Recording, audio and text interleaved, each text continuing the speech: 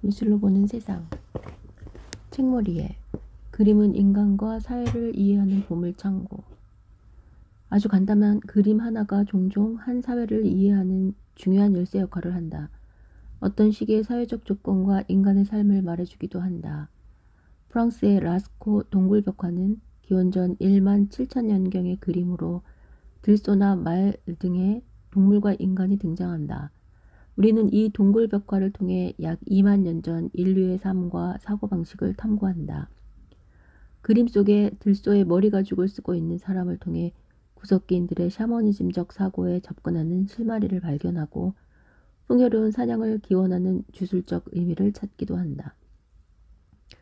어떤 면에서는 그림을 통해 글보다 더 정확하고 노골적으로 작가와 동시대 인류의 사고방식을 엿볼 수 있다. 글은 어느 정도 자신의 생각을 꾸며 서술하는 경향이 강하기 때문에 지극히 의도된 내용을 보여주는 경우가 많다. 하지만 그림은 작가 자신도 모르는 내면을 고스란히 드러내곤 하므로 그만큼 솔직하다. 단지 그림을 그린 작가 개인뿐 아니라 동시대인들의 사고방식을 살펴보는 데도 매우 유용하다. 그림을 통해 사회 변화의 전주곡을 발견하기도 한다. 역사적 변동의 징조가 예술 분야에서 먼저 나타나는 경우가 흔하다. 예를 들어 서구 근대화의 가장 중요한 축인 산업혁명과 시민혁명의 뿌리를 찾아 들어가면 르네상스와 만난다. 르네상스가 품었던 인간과 자연의 재발견이 뿌리 역할을 한다. 인간의 재발견은 이성의 발달과 개인에 기초한 사회로의 변화를 주동했다.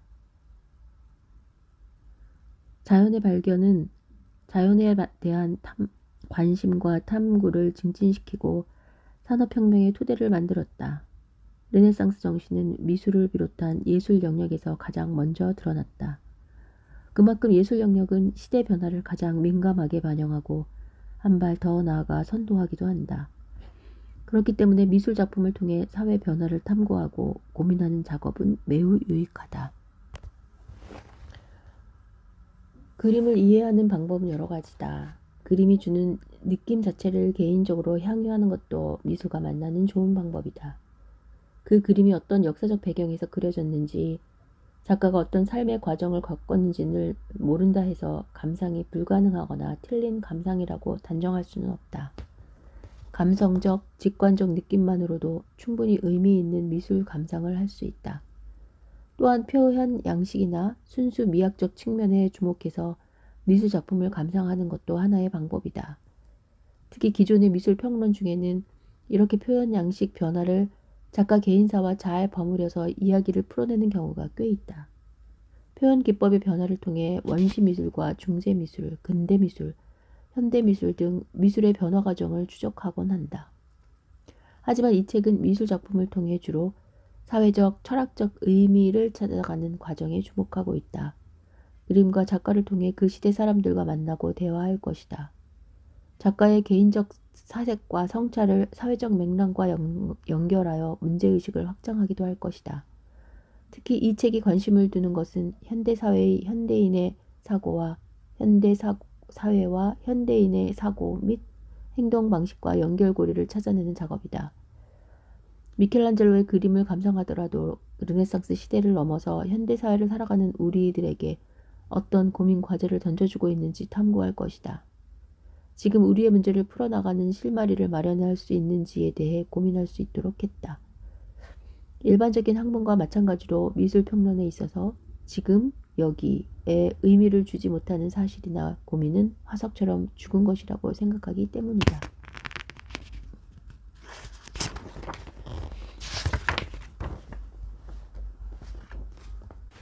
파트 1. 현대 문명의 그늘. 1. 세계사는 투석기에서 핵폭탄으로의 전개 과정이다. 고야, 프란시스코 고야 1746년에서 1828년 스페인의 궁정화거로 뛰어난 풍속화와 초상화를 다수 남겼으나 투병과 전쟁 등의 혼란을 겪으며 어둡고 수수께끼적인 화풍으로 옮겨갔다. 대표적으로 나체의 마하, 카를로스 4세의 가족, 사투르누스 등이 있다.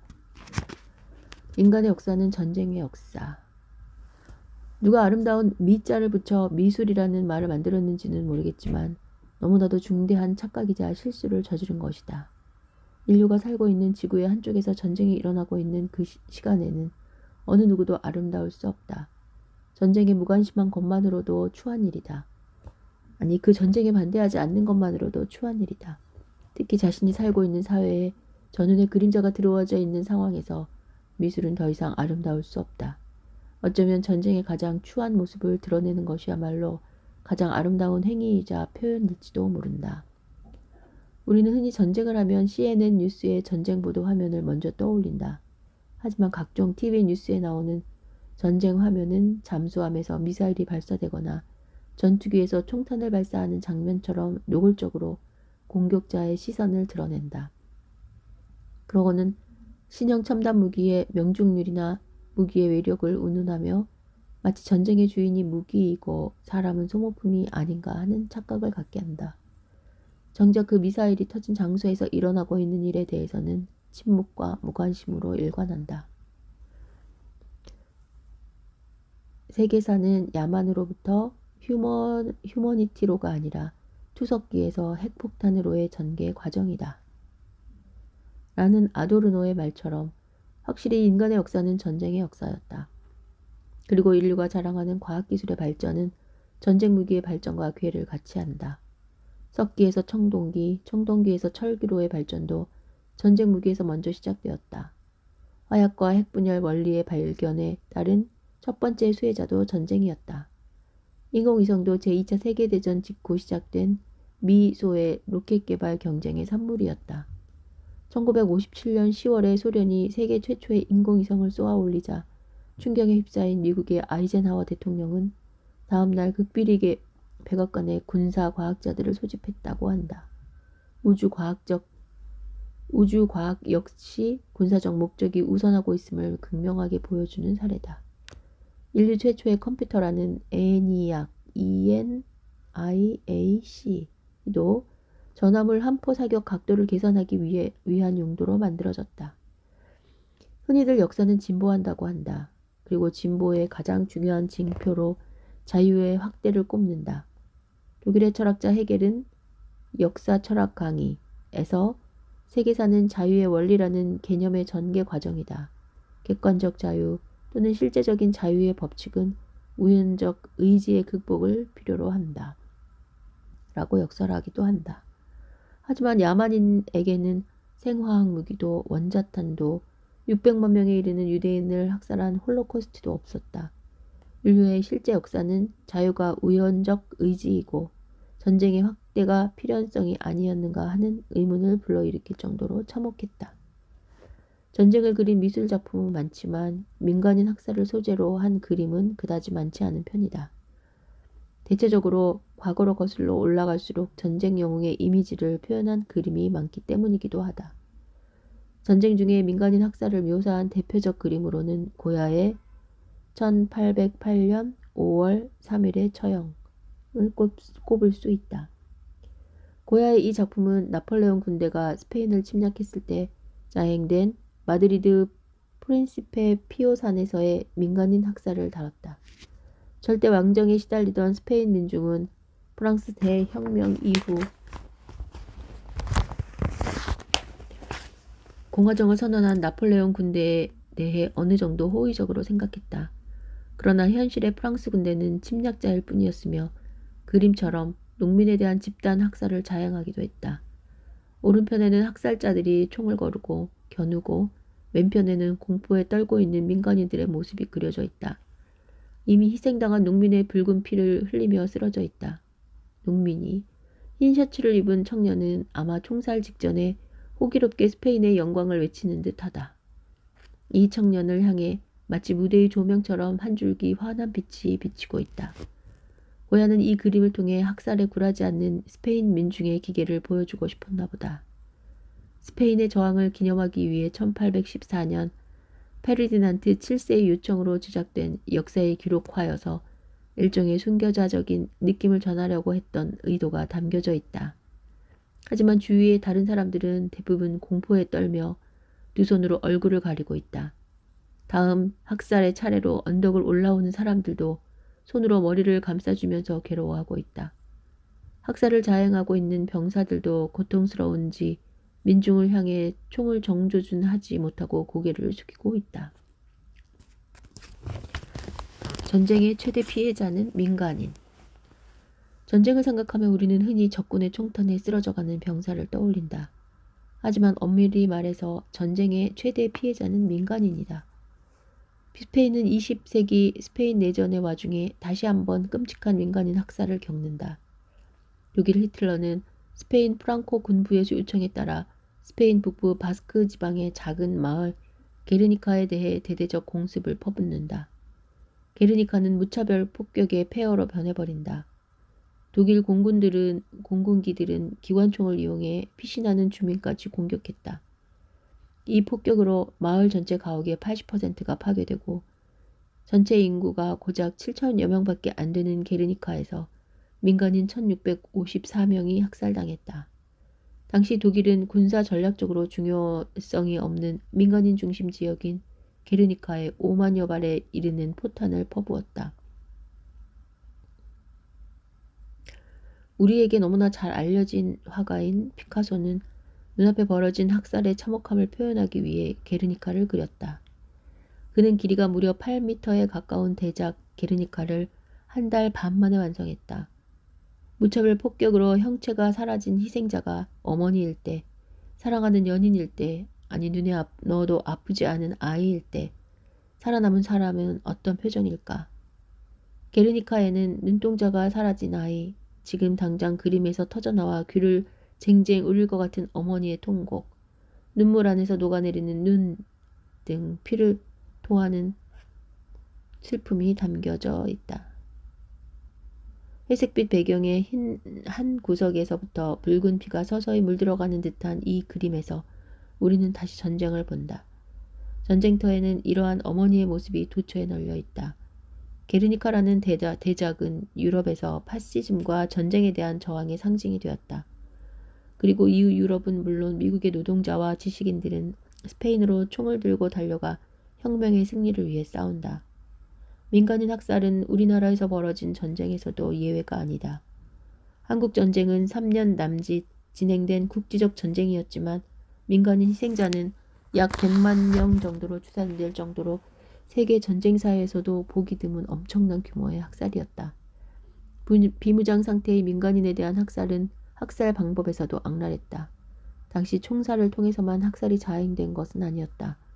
총알을 아끼기 위해 산채로 손발을 묶어 매장하기, 여러 사람을 한 곳에 몰아넣거나 집안에 가두고 불지르기, 손발을 묶어 강물이나 바다에 쳐넣기, 일본도로 목을 내리치기, 굶겨 죽이기, 몽둥이로 때려 죽이기, 배를 갈라 죽이기, 팔다리를 잘라 죽이기, 음부와 젖가슴을 도려내고 돌을 달아 물속에 넣어 서서히 목숨을 끊게 하기 등 온갖 반인간적 수법을 동원했다고 한다. 피카소조차 한국에서 벌어진 끔찍한 민간인 학살에 몸서리치며 그 비극을 그림으로 남겼다. 피카소의 한국에서의 학살이라는 작품은 한국전쟁 당시 미군이 신천리에서 자행한 양민 학살에서 영감을 얻었다고 한다. 고야의 그림과 비슷한 구도로 이루어져 있는 그림이다. 왼편에 학살당하는 민간인들을 배치했다. 두려움과 체념의 얼굴을 하고 있는 임산부의 모습이 있다. 아이는 차마 총구를 보지 못하고 엄마의 몸에 머리를 파묻는다. 죽음이 뭔지 모르는 갓난아이는 땅에 엎드려 흑잔난을 한다. 이 그림의 앞권은 총을 들고 있는 미군의 모습이다. 영락없이 로봇 부대와 같다. 철가면을 쓴 모습에서 인간의 감정이나 자유를 향한 정신이라고는 손톱만큼도 찾아볼 수가 없다. 어쩌면 피카소는 이 그림을 통해서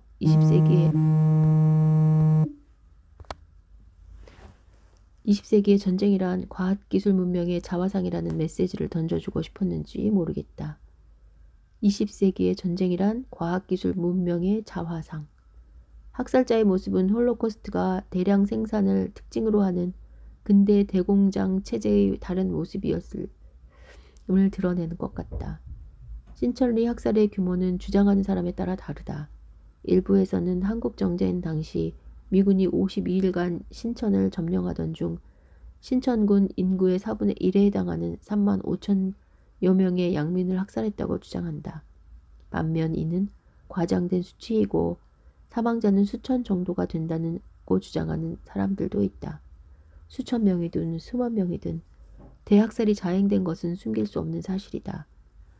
피카소는 프랑스 공산당의 의뢰를 받아 이 끔찍한 양민 학살을 고발하는 그림을 그렸고 당연히 미국은 이 작품을 못마땅하게 여겼다.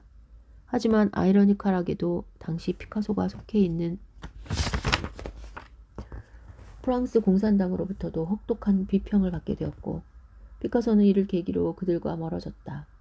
프랑스 공산당에서 이 그림에 대해 핀잔한 이유는 철갑옷을 입은 학살자의 모습이 미국을 제대로 드러내지 못했기 때문이라고 한다.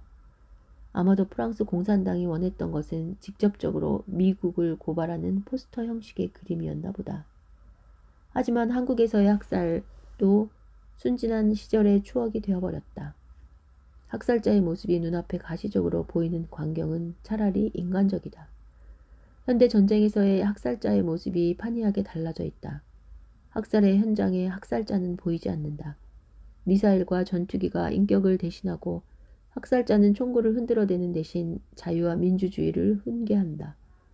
자유와 민주주의를 외친 바로 그 입에서 핵 선제 공격도 할 수 있다는 말이 함께 나온다. 회화는 공격적이고 방어적인 전쟁의 도구. 1945년 종전된 제2차 세계대전 이후 전 세계에 걸쳐 일어난 전쟁과 내전은 150에서 160회라고 한다. 이 과정에서 민간인을 포함한 총 사망자 수는 3천만에서 4천만 명에 도달하는데 부상 또는 강간당하거나 강제로 이주되어 병들거나 빈곤에 빠진 사람은 포함되지 않는 수치다. 실제로 1945년에서 1990년에 전체 2340주 중에서 지구상에 전쟁이 전혀 없었던 기간은 도합 3주에 불과하다고 한다. 결국 지난 수십 년 동안 인간이 아름다움을 이야기할 수 있는 기간은 모두 합쳐 몇 주에 불과한 현실에서 미술은 기만일지도 모른다. 윌리엄 골딩의 파리 대왕은 제2차 세계대전의 그림자를 되밟으며 쓰인 소설로 제2차 세계대전을 비롯한 전쟁의 원인을 인간이라는 존재 자체에서 어쩔 수 없이 나타날 수밖에 없는 본성 문제로 돌린다. 작가는 어린아이들을 등장시켜 폭력과 전쟁이 인간의 본성에 기초하고 있음을 증명하려 한다. 사회적으로 아직 때가 덜 묻은 아이들을 주인공으로 등장시키고 외부의 영향에서 자유로운 무인도를 이야기 무대로 설정한 것도 다분히 의도적이다. 무인도에서 잭과 랠프의 편으로 나뉜 아이들은 일종의 권력 갈등을 보이다가 급기야 집단적 살인과 충돌로 이어져 전쟁 상태로 돌입한다는 내용이다. 파리 대왕뿐만 아니라 수많은 소설 작품이 그동안 비슷한 문제의식에서 전쟁 원인을 추적했다. 제2차 세계대전을 겪으면서 서구 지식인들은 충격에 휩싸인다.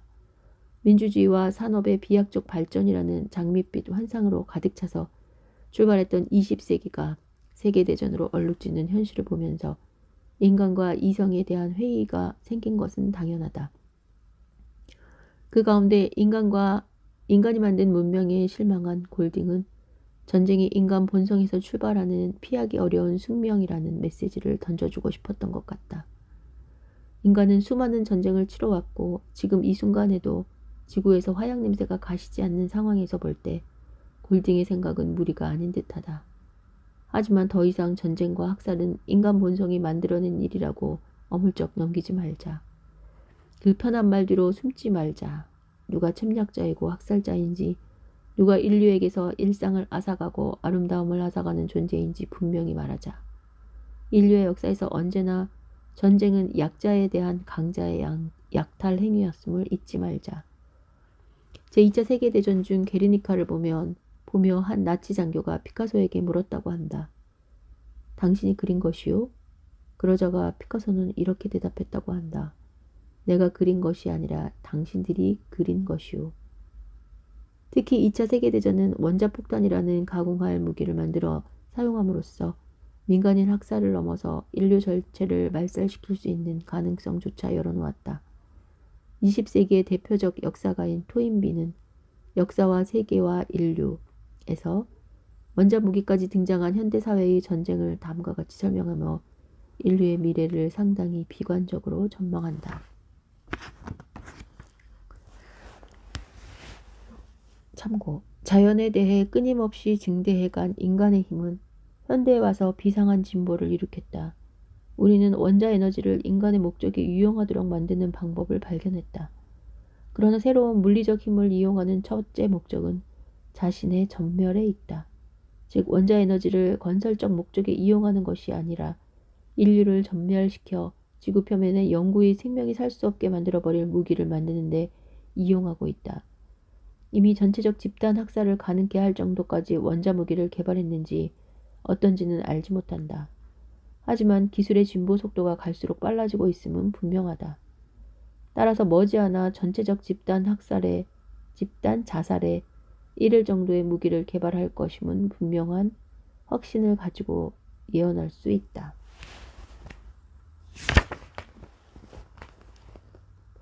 본문. 원자폭탄의 원리를 제공했던 아인슈타인은 제3차 세계대전이 일어난다면 어떤 무기가 사용될지 묻는 질문에 제3차 세계대전에 어떤 무기를 사용될지는 잘 모르겠지만 제4차 세계대전이 일어나면 사용될 무기에 대해서는 확신할 수 있네. 바로 돌과 창이지. 라고 대답했다.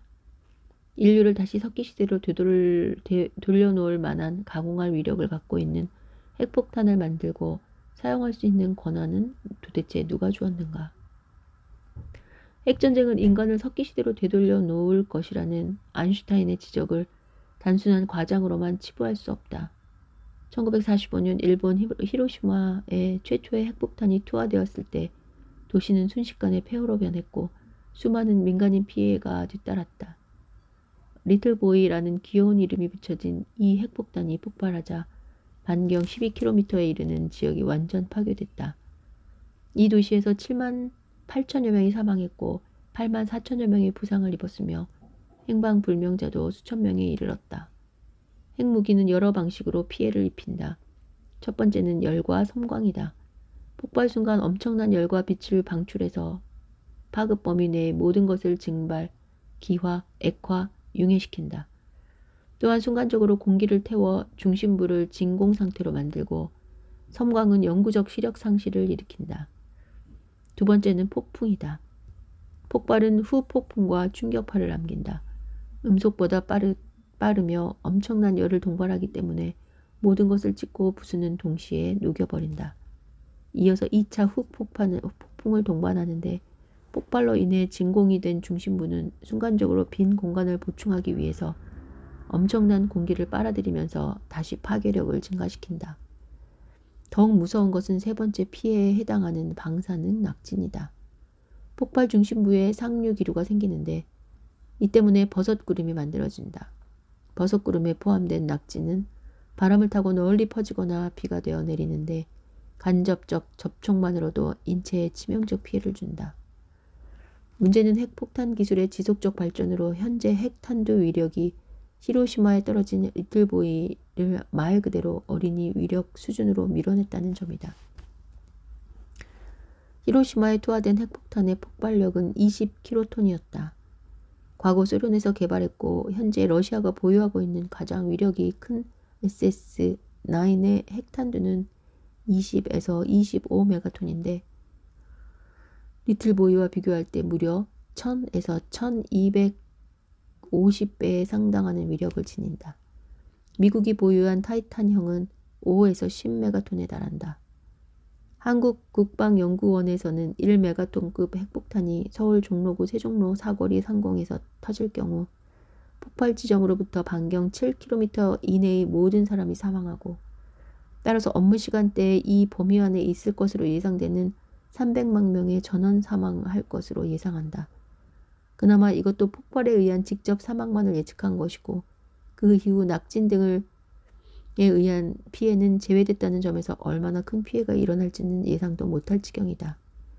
이렇듯 엄청난 파괴력을 가진 핵탄두를 미국 9,000기 이상, 러시아 1만 기 이상, 영국, 프랑스, 중국이 각각 200기 이상, 그 외에 인도, 파키스탄, 이스라엘 등이 60에서 80기 이상을 보유하고 있다니 정말 경악하고 또 경악할 만할 일이다.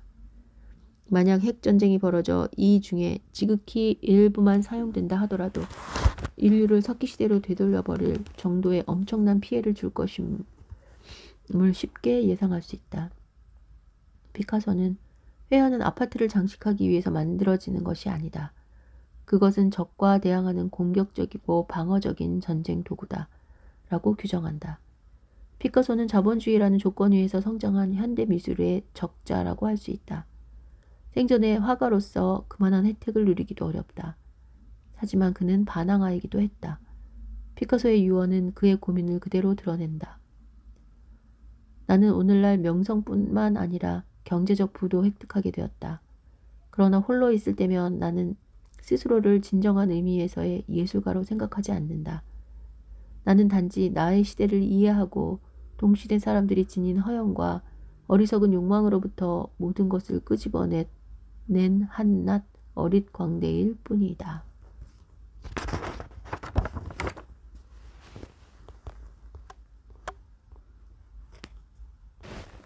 1-2 내가 살해하고 있는 시간과 공간. 모네 1840에서 1926 프랑스의 화가. 인상파라는 미술사조는 그의 작품 인상 해돋이에서 비롯되었다. 대기나 빛의 변화에 따라 시시각각 변한 풍경을 묘사하고자 했던 인상주의의 선구자이다. 대표작으로는 수련, 루앙대성당, 생 라자르역 등이 있다. 무시무시한 전율, 기차. 무시무시한 전율, 결과를 예상할 수 없고 예측할 수도 없는 엄청난 일, 혹은 전례 없는 일이 일어났을 때 느끼는 그러한 무시무시함. 9.11 테러 직후 미국 언론에 실린 한 기사를 옮겨놓은 듯하다. 하지만 이 말은 독일의 서정 시인 하이네가 처음 기차를 보고 나서 그 괴기스러움을 표현한 것이다. 우리에게는 너무나 익숙하고 자연스러운 기차가 하이네에게는 세상을 뒤엎을 듯한 괴물로 여겨졌나 보다. 하긴 느닷없이 출현한 기차는 19세기 사람들에게 상상할 수 없는 전율을 안겨주었을 것이다. 그 엄청난 크기와 증기기관이 뿜어내는 자욱한 연기, 그리고 굉음.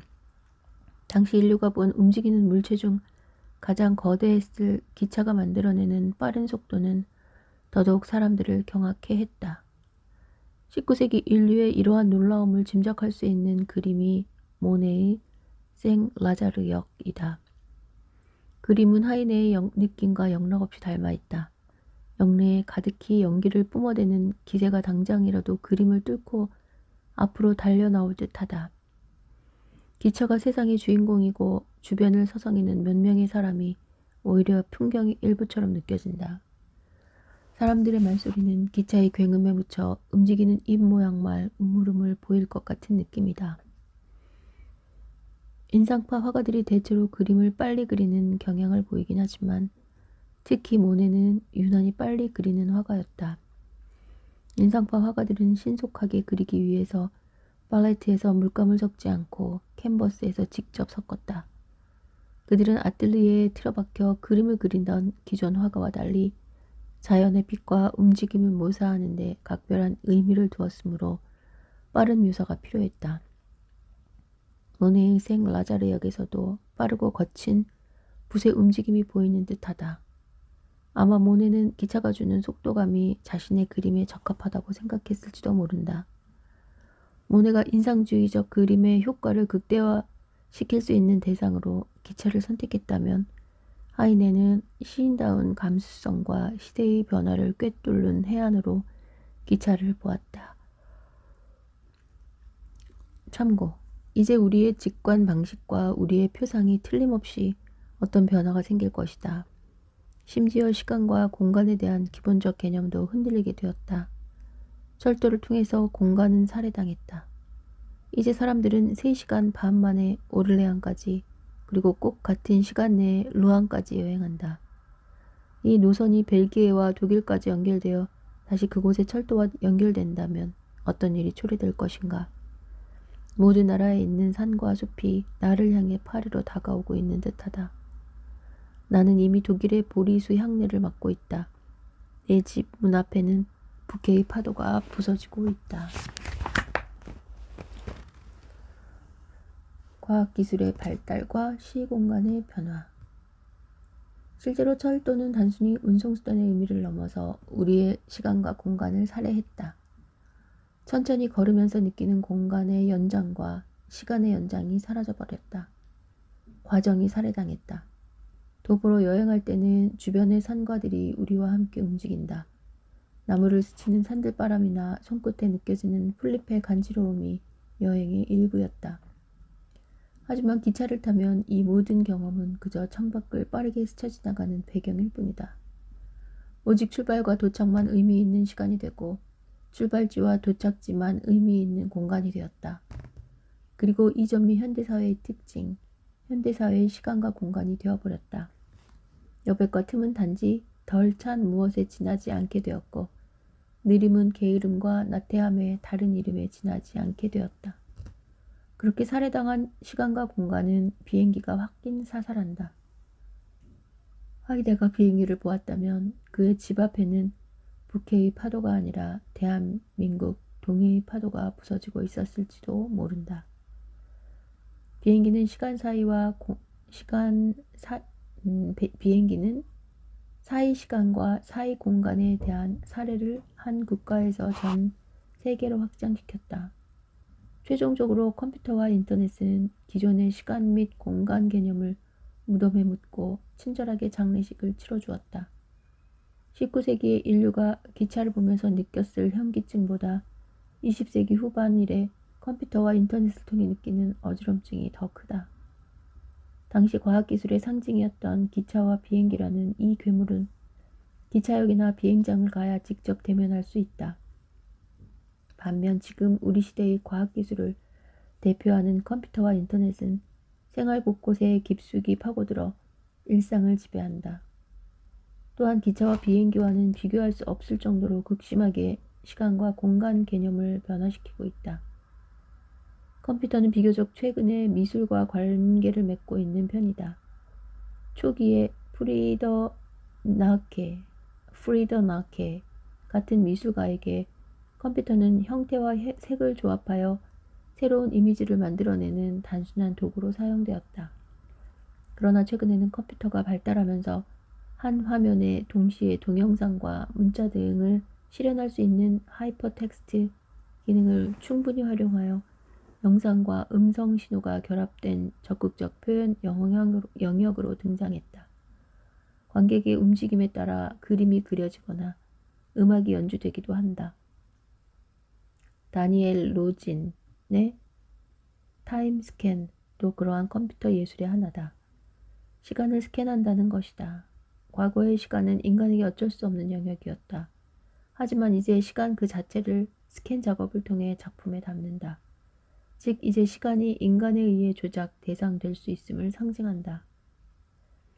정보사회학의 새로운 지평을 연 선구자로 평가받는 마뉴엘 카스텔은 네트워크 사회의 도래에서 컴퓨터와 인터넷이 전통적인 공간과 시간 개념을 소멸시킨다고 주장한다. 참고. 새로운 커뮤니케이션 시스템은 인간 생활의 근본적 차원인 공간과 시간을 대폭 변화시킨다. 지방성은 기존의 문화적, 역사적, 지리적 의미로부터 분리되며 기능적 네트워크나 장소의 공간을 대체하는 정보 흐름의 공간 속에서 재통합된다. 과거, 현재, 미래가 동일한 메시지에서 서로 상호작용하기 위하여 시간이 하나로 프로그램될 때 시간 구분은 무의미해진다. 흐름의 공간과 시간을 초월한 시간은 역사적으로 전달된 표현 시스템의 다양성을 포괄하면서도 초월해내는 새로운 문화의 물질적 기초다. 정보화 사회의 주요 문화적 특징은 전 세계 엘리트의 상징적 환경을 단일화하기 위해 일정 공간 형태를 설계하고 라이프 스타일을 창출하는 것, 그러므로서 각 지역의 역사적 특수성을 말살시키는 것이다. 이것이 바로 정보가 우리 사회조직의 핵심적 요소고 네트워크 간의 메시지와 이미지 흐름이 사회구조의 기본 맥락을 구성하는 이유를 설명해준다. 이는 역사가 인류와의 행복한 화해로 끝을 맺는다는 이야기가 아니다. 사실 이와는 정반대다. 과거의 공간 개념이 장소의 공간이었다면 정보화는 공간을 흐름의 공간으로 바꾸었다. 예를 들어 기존의 국가는 국경선의 기초에 있었다.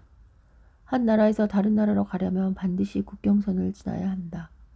선명하게 확정되고 고정된 한 장소에서 다른 장소로 이동하는 개념이었다.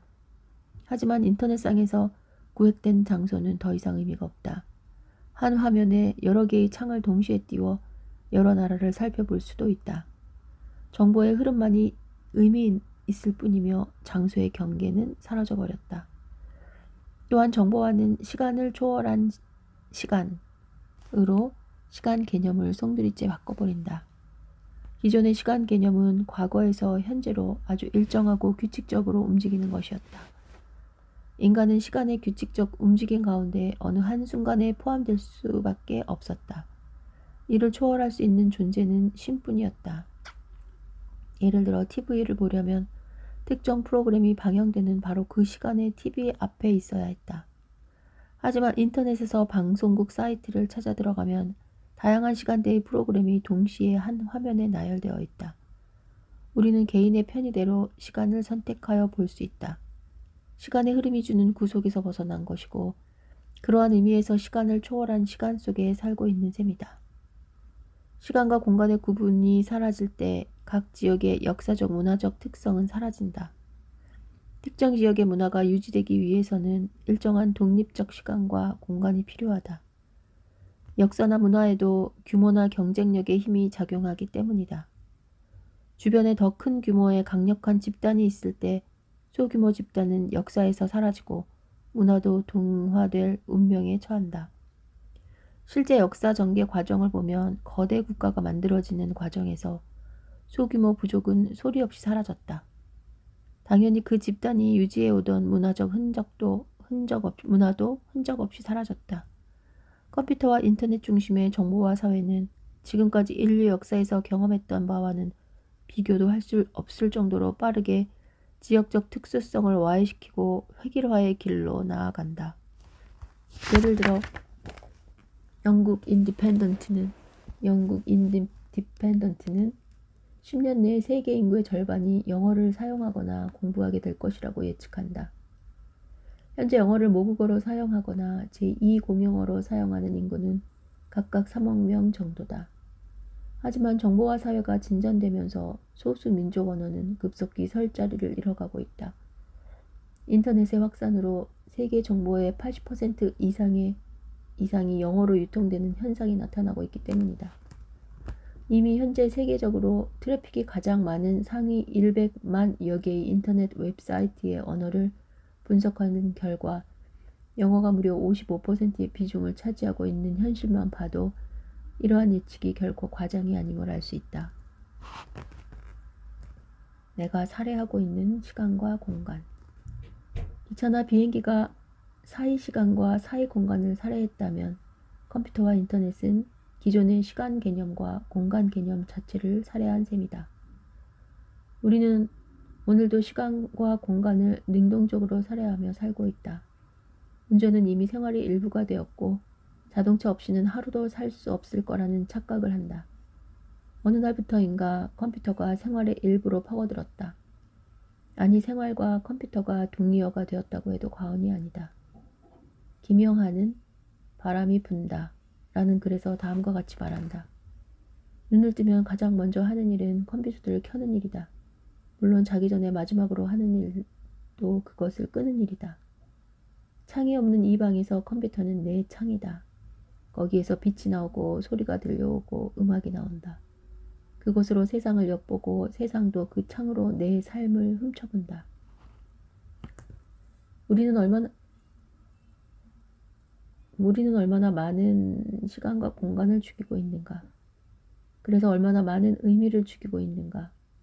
오늘 하이네가 무뎌진 우리의 신경을 자극하고 있지만 내일은 다시 자동차의 시동을 걸고 출발할 것이다. 이미 우리의 손과 발의 일부가 되어버린 운전대와 페달을 조작할 것이다. 마치 숨을 쉬듯 자연스러운 행동이다. 또한 내일 눈을 뜨면 컴퓨터의 파워 버튼을 누를 것이다. 새로운 시작을 알리는 안내 문구가 뜨는 부팅 시간을 지루해하면서 말이다. 종종 그러하듯 컴퓨터와 가장 많은 시간을 보낼지도 모른다. 아니, 이제는 컴퓨터가 있는 책상 앞에 앉을 일도 점차 사라지고 있는 실정이다. 어디서나 인터넷 연결이 가능한 스마트폰이 보급되면서 각자의 주머니나 가방 속에 이미 컴퓨터를 갖고 이동하니 말이다. 버스나 전철 혹은 길거리에서 인터넷 검색에 빠져있는 모습이 너무나 익숙하다. 심지어 커피숍에서 친구를 만날 때도 서로 얼굴을 마주보고 정겨운 대화를 나누기보다는 스마트폰을 들고 네트워크 세계에 빠져있는 모습이 더 이상 낯설지 않다. 우리는 시간과 공간에 대해 과학기술이 자행하는 연쇄살해의 능동적 공범이 되고 있다. 어느새 나 역시 과학기술의 노예가 되어버렸는가? 컴퓨터 중독보다 더 극심한 스마트폰 중독 현상이 나타나고 있다. 한 설문조사에 따르면 국내 스마트폰 사용자 10명 가운데 4명 정도가 하루 20번 이상 아무 이유도 없이 핸드폰을 열어보고 3명 중 1명은 스마트폰과 자신을 5m 이상 떨어뜨리지 않으며 전원조차 끄지 않는 등 병적 집착 증상까지 보이고 있다. 무심코 스마트폰을 열고 무슨 행동을 할까? 카톡을 열어본다는 응답이 32.7%로 가장 높은 비율을 보인 반면 화면만 보고 다시 닫는다는 다소 어이없는 응답이 27.4%로 2위를 차지했다. 사람이나 식사, 약속, 차량 등을 기다릴 때 스마트폰을 이유 없이 열어보는 습관이 가장 빈번하게 나타난다. 스마트폰을 자신의 분신처럼 여기며 멀리 두거나 꺼두면 불안해한다. 이미 스마트폰 압수가 초중고 학생들이 가장 무서워하는 벌이라는 말이 상식이 되었을 정도다. 스마트폰이 국내에 들어온 지 불과 몇 년이 지나지 않았음에도 국민의 거의 3분의 2가량이 사용할 정도로 엄청난 파급력을 보이고 있다. 비단 한국에서만 나타나는 현상이 아니다. 전문가들은 2020년에는 전 세계에 10억 개 이상의 스마트폰이 시간과 장소에 구애받지 않고 항상 연결되어 있는 초연결 사회가 열릴 것으로 예측한다. 스마트폰 중독도 전 세계의 보편적 현상으로 자리 잡고 피해의 심각성도 더욱 심화될 수밖에 없다. 한국 정부에서도 법령 정비제 과제를 보고하고 하는 가운데 스마트폰 중독으로 인한 시력 저하와 신체 불균형 등의 문제를 해소하기 위해 학교 건강검사 항목에 스마트폰 이용 습관을 추가하기로 결정한 정도로 우리의 시간 공간이 스마트폰에 의해 지배당하는 세상이 이미 현실이 되었다. 도시, 밤과 익명성의 공간. 에드워드 호퍼 1882년부터 1967년 미국의 화가, 산업 일러스트레이터로 활동하다 전업 화가로 전향했다. 극도의 사실주의적 기법으로 황량한 도시 풍경이나 소외된 인간 군상을 그려 20세기 미술사에 뚜렷한 족적을 남겼다. 대표적으로 밤새 많은 사람들, 브루클린의 방, 선로가의 집 등이 있다. 마네킹처럼 진열된 도시의 인간. 에드워드 호퍼는 20세기 미국 미술을 대표하는 화가라 할 수 있다. 그는 도시의 빛과 표정을 탐구했다. 마치 스냅 사진처럼 일상적인 도시의 인간과 공간을 건조하게 그려나간다. 그림에 등장하는 도시인의 표정에서는 하나같이 고독이 뚝뚝 묻어난다. 등장인물은 대부분 표정이 없다. 아니, 무표정이 곧 표정이고 우울함이 바로 아우라다. 혼자 있는 사람은 말할 것도 없고 무언가를 함께 공유하고 있는 순간에도 고독하게 몰개성적 모습을 보인다.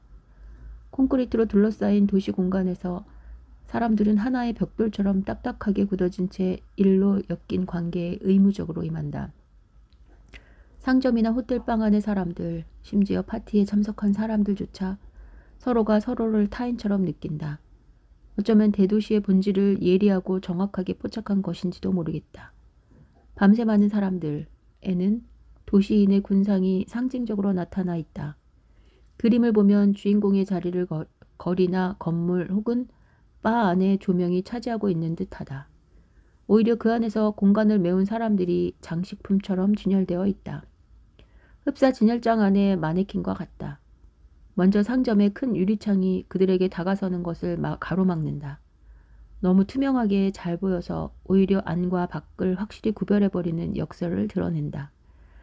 그 다음에는 불빛이 가로막는다. 환하게 밝힌 조명 불빛이 만들어내는 생경함과 으스스함이 그들을 멀리 떼어놓는다. 아직 한 겹이 더 남아있다. 불빛을 헤치고 다가서면 이제는 창백하고 무표정한 가면이 가로막는다. 그 가면 안에 사람이 있다. 그림 속의 인물은 가장 견고한 벽으로 둘러싸여 이렇게 몇 겹의 문을 열고 나서야 마주할 수 있다. 현대인의 일상을 지극히 사실적으로 묘사한 그림에서 오히려 낯선 우리를 발견한다. 호퍼가 그림의 소재로 활용한 시가지나 건물, 밤의 레스토랑, 상점 불빛으로 환한 거리, 극장 등에 우리가 들어있다. 실제로 도시의 거리에 나서는 순간부터 단절없이 맞닥뜨리는 풍경이다. 그런데 대단히 익숙한 도시 공간의 소품 속에 들어있는 우리의 모습이 낯설다. 이렇게 차가운 금속성 공간에서 살아가고 있다는 사실이 쉽게 다가오지 않는다. 그만큼 도시는 우리도 모르게 스며들고 있다. 호퍼의 그림에서 이렇듯 익숙한 도시를 낯설게 만들고 쇼윈도 속에 자신을 돌아보게 하는 힘이 있다. 현대는 확실히 쇼윈도의 사회다. 쇼윈도가 거울을 완전히 대체했다. 거울은 그나마 자신의 외형이라도 응시하게끔 한다. 그래도 거울을 통해 자신의 표정은 볼 수 있다. 한후 그 외형 안에 비친 자신의 내면도 언뜻 스치곤 했다. 과거 자화상을 즐겨 그렸던 화가들이 거울을 통해 자신의 내면을 비춰보았듯이 말이다. 하지만 쇼윈도에 비친 나의 모습은 내가 아니다. 자신을 비추기보다는 진열된 상품과 자신의 모습이 혼합된다. 마네킹이 걸친 옷을 입었을 때 내 모습이 어떤지를 상상한다. 또 하나의 마네킹으로 내가 서 있을 뿐이다. 혹은 탐나는 가방을 들었을 때 내가 어떻게 달라질까를 상상한다. 그러한 의미에서 쇼윈도는 자신의 외형마저 왜곡한다. 쇼윈도 앞에서 자신은 유령처럼 어른거리고 상품이 내가 되어버린다. 익명이라는 도시의 방공호. 호퍼는 현대인에게 매우 익숙한 도시의 모습을 그렸지만 역설적이게도 너무 낯선 이미지로 가득하다.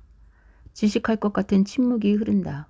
같은 도시의 작은 공간 안에 빽빽하게 들어차 있으면서도 익명성과 무관심, 고독이 가득한 분위기다. 호퍼가 그린 도시의 밤은 창백하고 낮은 고독하다. 푸른 저녁도 마찬가지다. 그림의 중앙에는 삐에로 분장을 한 남자가 입에 담배를 문 채 앉아있다. 왼쪽에는 짙게 화장한 여인이 멍한 표정으로 무언가를 응시한다. 마치 모르는 사람들이 서로 마주하고 있는 것 같다. 아무런 대화 없이 침묵 가운데 이미 오랜 시간 동안 앉아 있었을 것만 같다. 삐에로 복장의 남자와 짙은 화장 속에 숨겨진 여자가 혹시 우리의 모습은 아닐까? 직장에서, 학교에서, 거리에서, 심지어 가정에서도 우리는 몇 겹의 가면을 쓴 채 살아가고 있는 것이 아닐까? 그림 속의 인물들은 현대사회를 살아가는 도시인의 표상이 아닐까? 전쟁처럼 치열한 경쟁사회를 살아가는 우리는 익명성이라는 두터운 방공호를 파고 그 안에서 경쟁이 남긴 상처를 핥고 있는 것은 아닐까? 현대사회를 흔히 정보화 사회라고 부른다. 그리고 정보화 사회를 상징하는 말로 익명성과 다중인격성을 꼽는다. 그러나 엄밀히 말해 익명성은 정보화의 산물이 아니다. 산업화야말로 익명성을 잉태하면서 시작되었다. 대도시의 삶은 전통적 인간관계를 파괴한 위에서 만들어졌기 때문이다. 몇 년을 아파트 같은 동, 아니 바로 옆이나 건너편 집에 사는 사람조차 누구인지 모르며 지낸다. 같은 직장에 다니면서도 자기 부서를 넘어서면 대부분 성도 이름도 모르는 사람이다. 익명성은 근대화와 함께 대도시가 형성됨에 따라 이 사회를 특정짓는 중요한 요소가 되었고 지난 20세기 내내 무럭무럭 성장했다. 현실 세계의 우리는 이미 두꺼운 가면을 쓰고 있다. 못나고 자신 없는 모습을 스스럼없이 드러내고 사는 사람은 과연 얼마나 될까? 오히려 우리는 위장을 해서라도 강하고 경쟁력 있는 모습만 내보이려 한다. 그렇다면 진정한 나의 모습은 어느 쪽인가? 잘난 모습과 못난 모습이 합쳐지면 좋겠지만 남에게 보이는 나와 내면의 나는 분리되고 만다. 그와 동시에 삶의 진정성과 관계의 진정성마저 점차 사라져간다. 전면적 인간관계를 위하여. 도시에는 더 이상 생산이 존재하지 않는다. 오직 소비만이 점령군처럼 도시의 곳곳을 차지하고 있다. 이제 현대인은 내면에서 자신을 찾는 대신 오로지 상품 속에서 자신을 발견할 뿐이다. 아파트의 브랜드나 평수가 자신이다. 자동차의 엠블럼이 자신이다. 가구나 옷, 장식품 등의 상품 속에서 자신의 영혼을 확인한다. 그런 면에서 현대사회학을 대표하는 바우만의 주장은 정당하다. 그는 고독을 잃어버린 시간에서 현대 소비사회의 단면을 다음과 같이 설명한다. 참고. 소비행위와 우리 자신의 다른 삶 사이를 구별하던 구분선이 점진적으로 사라져가는 모습을 보이는 것이 우리 시대의 특징이다. 이제 우리는 요리하려던 수프의 재료가 부족하거나 낡은 구두를 새 구두로 바꾸려는 등의 일반적 이유보다 상점을 자주 찾으려는 또 다른 이유가 있다. 세속적 이유라기보다는 오히려 보다 더 숭고한 이유 말이다. 오늘날 모든 길은 그 어디나 상점으로 이어져 있다. 예를 들어 우리는 매일 이런 식의 광고를 듣는다. 남들과 함께 어울리며 당신의 개인적 관계를 유지하는 데 관심이 있으신가요? 만약 다른 사람들이 없다면 삶은 아무것도 아닙니다. 이런 식으로 최신형 휴대전화 광고는 마치 새로운 제품이 단지 의사소통을 위한 간편한 수단만을 제공하는 것이 아니라 당신 삶에서 중요한 무언가를 얻을 수 있게 해주는 기계를 제공하는 것임을 확인시키려 한다. 또 다른 광고는 당신이 누구인지를 가장 잘 말해주는 것이 바로 당신의 시계입니다. 라고 떠벌리면서 주변 사람들이 자신을 어떻게든 바라봐주고 자신이 그들에 의해 어떤 방식으로든 소비되기를 원하면서 주변 사람에게 깊은 인상을 남길 방법을 찾으려고 열광적으로 몰두하는 우리 모두에게 말을 건넨다. 실제로 우리의 TV 광고만 보더라도 단순히 제품의 기능을 설명하는 경우를 찾아보기 어렵다. 예를 들어 자동차 광고에서 새로 나온 자동차의 엔진이 어떻고 내구성이 얼마나 강하다는 식의 설명은 없다. 언뜻 보더라도 상류층을 상징하는 복장을 한 광고 모델이 멋진 모습으로 드라이브를 하는 이미지가 대신한다. 이 차를 구입함으로써 당신도 세련된 상류층에 진입할 수 있다는 식의 유혹이다. 마치 자동차가 아니라 자신의 신분을 구입하는 행위라는 식으로 말이다. 우리는 소비를 통해 생활에 필요한 도구를 구입하는 것이 아니라 타의 눈에 비춰진 자신의 우월한 이미지를 제공받는다는 기대감으로 소비의 대열에 선다. 우리는 소비를 통해 생활에 필요한 도구를 구입하는 것이 아니라 타인의 눈에 비춰진 자신의 우월한 이미지를 제공받는다는 기대감으로 소비의 대열에 선다. 바우만은 과거 생산직 노동자가 차지하던 사회적 비중을 소비자가 대체한 소비사회에서는 시장이 체계 통합의 유일한 기제로 작용하고 그에 따라 모든 종류의 체계 정당성이 시장의 기능에 복종되는 경향이 있다고 지적했다. 과거 밤샘, 즉 철야는 노동의 영역 또는 생산의 영역을 상징하는 단어였다. 인간의 호흡이 실려있는 밤샘은 저항과 만나는 통로 역할을 하기도 했다. 그러나 쇼윈도가 지배하는 소비사회에서 밤샘은 수능이고 인간과 인간 사이를 가르는 벽의 상징이 되었다. 그리고 그 공간 안에 익명성의 가면을 쓴 우리가 서성이고 있다. 그는 현대사회의 논리, 즉 더 많은 여가와 소비를 위해 더 근면하고 성실한 노동의 윤리가 필요하다는 논리를 비판한다. 유럽 식민주의 시대에 유행하던 오래된 농담을 통해 여가를 위해 잔업과 철야를 마다하지 않는 강도 높은 노동의 허구성을 지적한다. 나무 그늘에서 코를 골고 자는 원주민과 그것을 본 계몽이라는 사명감에 불타는 영국인의 대화 내용이다. 참고. 너는 왜 이렇게 시간을 낭비하고 있냐? 넌 정말 빈둥거리면서 시간을 보낼 수밖에 없는 아무짝에도 쓸모없는 게으름뱅이냐? 아이고 나리, 그럼 제가 대체 이것 말고 무엇을 할 수 있겠습니까? 당연히 낮으니까 일을 하러 가야지. 왜요? 대체 왜? 돈을 벌어야 할 것 아니냐? 그러자 원주민은 더 의아해하며 다시 물었다. 근데 왜 대체 돈을 벌어야 하죠? 당연히 여유롭게 휴식도 취하고 여가를 즐기기 위해 돈을 버는 거지. 그러자 원주민은 몹시 불쾌하고 분한 듯 다음과 같이 소리치며 다시 돌아 누웠다. 하지만 그게 바로 지금 제가 하고 있는 일이잖아요. 끝. 익숙한 것을 낯설게 바라보기란 힘든 일이다. 그것이 무엇이든 거의 예외 없이 자신을 바라보는 작업이기 때문이다. 자화상이 어찌 자기 모습 속에만 있겠는가. 타인의 모습 속에, 도시의 길거리에, 일상을 둘러싸고 있는 상품 속에도 우리의 일그러진 자화상은 선명하게 살아있다. 사회개혁은 단지 사회를 변화시키는 데 머무르지 않는다. 인간의 변화와 새로운 인간상의 형성을 동반하지 않는 사회 변화는 모래 위에 집을 짓는 것과 같다. 세상을 바꾼다는 것은 그 세상을 구성하는 인간을 변화시키는 일이기도 하다. 자신의 내면과 타인에게 보이는 자신의 모습을 일치시키는 문제도 포함한다. 그러므로 익명화되고 파편화된 인간관계를 전면적 인간관계로 바꾸어가는 것은 현대인의 주된 과제 중 하나이다. 하지만 사회의 변화를 추구하는 사람들 내부에서조차 익명성과 다중인격성은 그대로 제한된다. 서로 경계하며 선을 긋고 심지어 방법론이 다르다는 이유로 배척하기도 한다. 스스로의 낯설음을 극복하지 않는 이상 세상의 인간관계를 변화시키는 것은 기대하기 어렵다. 사회적으로 새로운 인간상을 구현하고자 한다면 자신이 먼저 새로운 인간상이 되어야 한다. 스스로가 전면적 인간관계로 거듭나야 하는 것이다.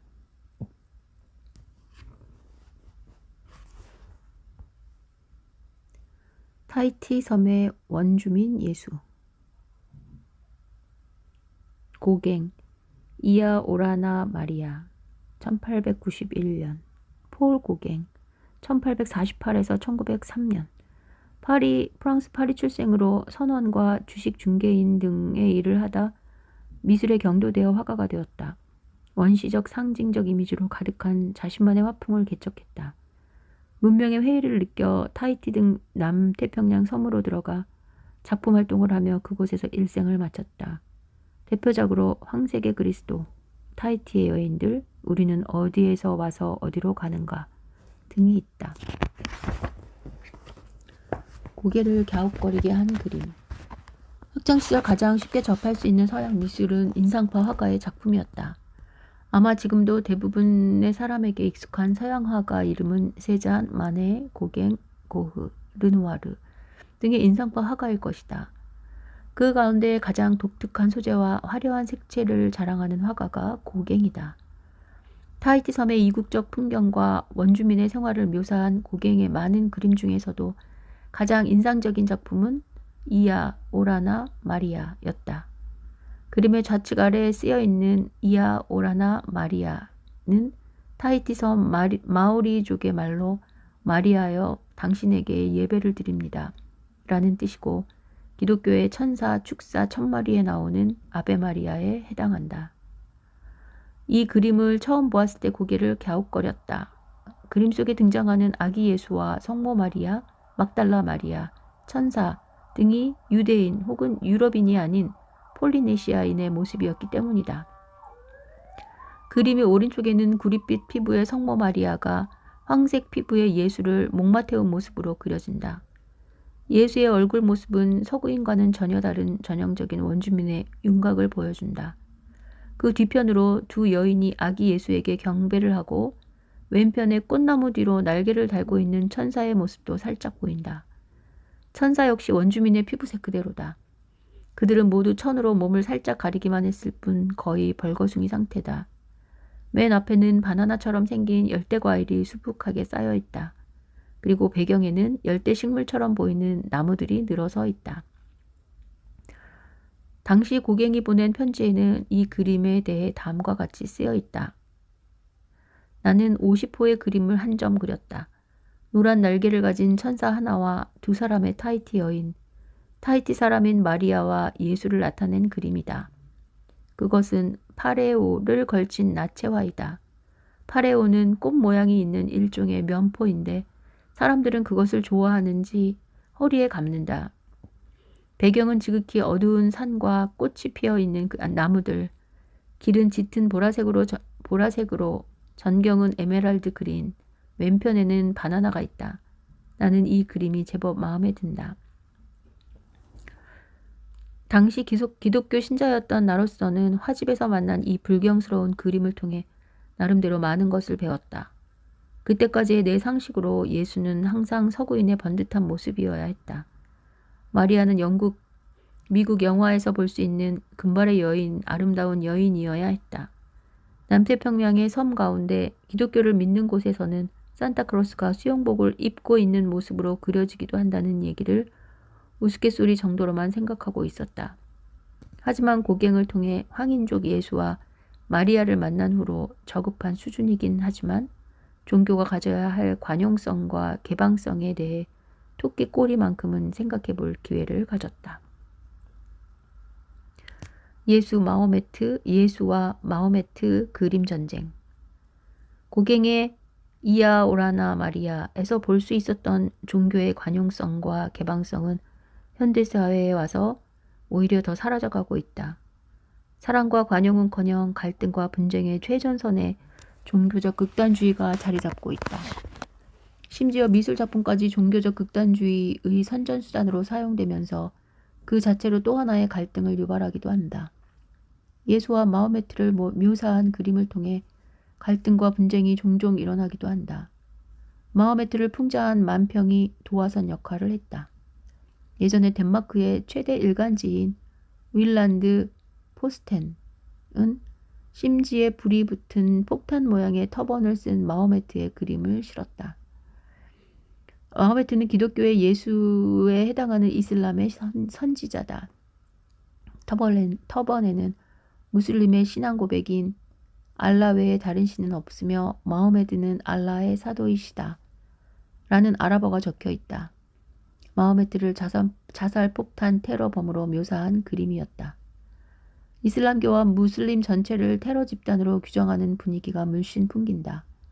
이슬람권은 당연히 강력하게 반발했고 유럽 신문은 언론과 표현의 자유를 내걸며 다양한 매체를 통해 확대 재개하였다. 그러고는 유럽에서 충돌과 폭력 사태가 뒤를 이었다. 그러자 이번에는 스페인의 한 미술 전시장에 미국의 대형 장거리 미사일인 피닉스 미사일을 들고 있는 예수 그림이 걸렸다. 제2차 세계대전 이후 대부분의 굵직굵직한 전쟁을 일으켰던 미국과 예수를 일체화시켜 사랑과 평화의 예수가 아닌 전쟁의 화신으로서의 예수를 묘사했다. 또한 미국 뉴욕의 어느 미술 전시회에서는 타파라는 화가가 그린 오사마 빈 라덴 형상의 예수 그림이 걸려 논란이 벌어지기도 했다. 예수의 머리가 아래를 향하고 있는 이 그림에는 이슬람 전사를 의미하는 무자헤딘이라는 단어가 적혀 있기도 하다. 예수가 세계 군사 분쟁의 원인 제공자라는 이미지를 담고 있다. 또한 과거의 민주주의 인사까지 공산주의자로 몰아처벌했던 미국의 정치적 억압을 상징하는 메커시즘이라는 단어도 있어서 예수가 이데올로기적 공격 수단임을 암시한다. 나아가서 우리나라도 과거에 겪었던 외환위기를 상징하는 IMF라는 글자도 있어서 세계적 경제 불평등의 원인 제공자인 서구 국가와 예수를 일치시키려는 의도를 읽을 수 있다. 당연히 기독교인의 반발이 뒤를 이었다. 12,000달러라는 터무니없는 가격표가 붙어있는 이 그림을 본 일부 관객은 CBS 방송에 항의 메일을 보냈다. 한 관객은 아무리 예술가라 해도 어찌 이렇게 천박할 수 있느냐며 모든 기독교들에 대한 모독이라고 문했다. 타파는 CBS 인터뷰 요청에 예술품을 그 자체로 봐달라면서도 그림의 주인공이 빈 라덴 얼굴과 흡사한 것은 결코 우연이 아니다 라고 고의성을 인정했다. 전시기획자인 조시 웨인 라이트는 나도 군인 출신이어서 빈 라덴을 싫어하지만 예술가들의 표현이 자유는 누구도 제한하지 못하는 것이라며 그림 철거에 반대했다. 종교가 노골적인 정치 도구로 쓰이는 상황은 미국이나 유럽 혹은 중동뿐 아니라 한국에서도 종종 발견할 수 있다. 민주주의의 개혁, 복지 등을 표방하는 정치 세력이 정부나 국회를 차지하게 되면 보수 세력의 반발이 잇따른다. 그 가운데 종종 보수의 선봉 역할을 자처하는 세력이 상당수 기독교 교단이다. 미국에 대한 정치적 독립성을 주장하면 곧바로 보수 교단이 중심이 되어 10만 명 이상을 동원하며 친미 구국 금식 기도회가 열리곤 한다. 미국의 자체 전략에 따라 한국에 주둔하는 미군 규모를 축소하려 했을 때 보수 교단을 중심으로 미군 철수 반대 집회가 열리고 미국에 대한 전폭적인 지지를 선언했다. 집회에서는 성조기와 우리는 미국을 사랑합니다. 플래카드가 곳곳에 펄럭였다. 절대선과 절대악의 이분법에 기초한 종교 근본주의. 종교적 극단주의로 인한 갈등과 분쟁에서 1차적 문제는 서양의 기독교 근본주의 경향이라고 할 수 있다. 각각의 종교가 분쟁의 양 당사자이지만 십자군 전쟁이나 식민지 지배 등을 통해 알 수 있듯이 역사적으로 서구의 종교가 가해자 역할을 해왔기 때문이다. 그런 면에서 에드워드 사이드가 오리엔탈리즘에서 주장한 다음 내용은 경청할 만하다. 참고. 유럽인은 동양에 대해 말할 수 있는 것에 관하여 필연적으로 인종차별주의자이고 제국주의자이며 거의 전면적으로 자민족 중심주의자였다 해도 무방하다. 동양인은 후진적, 퇴행적, 비문명적, 정체적 등의 여러 가지 호칭으로 불리는 다른 민족과 함께 생물학적 결정론과 윤리적, 정치적 교훈으로 구성되는 틀 속에서 관찰되었다. 그리하여 동양인은 비참한 이방인이라는 표현이 가장 적합한 정체성을 공유하는 서양 사회 속에서 범죄자, 광인, 여자, 빈민 등의 여러 요소와 결부되었다. 동양인이 동양인으로서 보이거나 주목된 적은 거의 없었다. 그들은 시민이나 인간이 아니라 해결되어야 하고 한정되어야 하며 또는 식민주의 세력이 영토를 욕구하는 경우에는 접수되어야 할 문제로서 생각되었다. 동양인은 종속인종의 일원이었기 때문에 반드시 종속되어야 했다. 끝. 그는 서양인이 갖고 있는 오리엔탈리즘, 즉 우월한 서양과 열등한 동양이라는 이분법적 사고방식을 비판했다.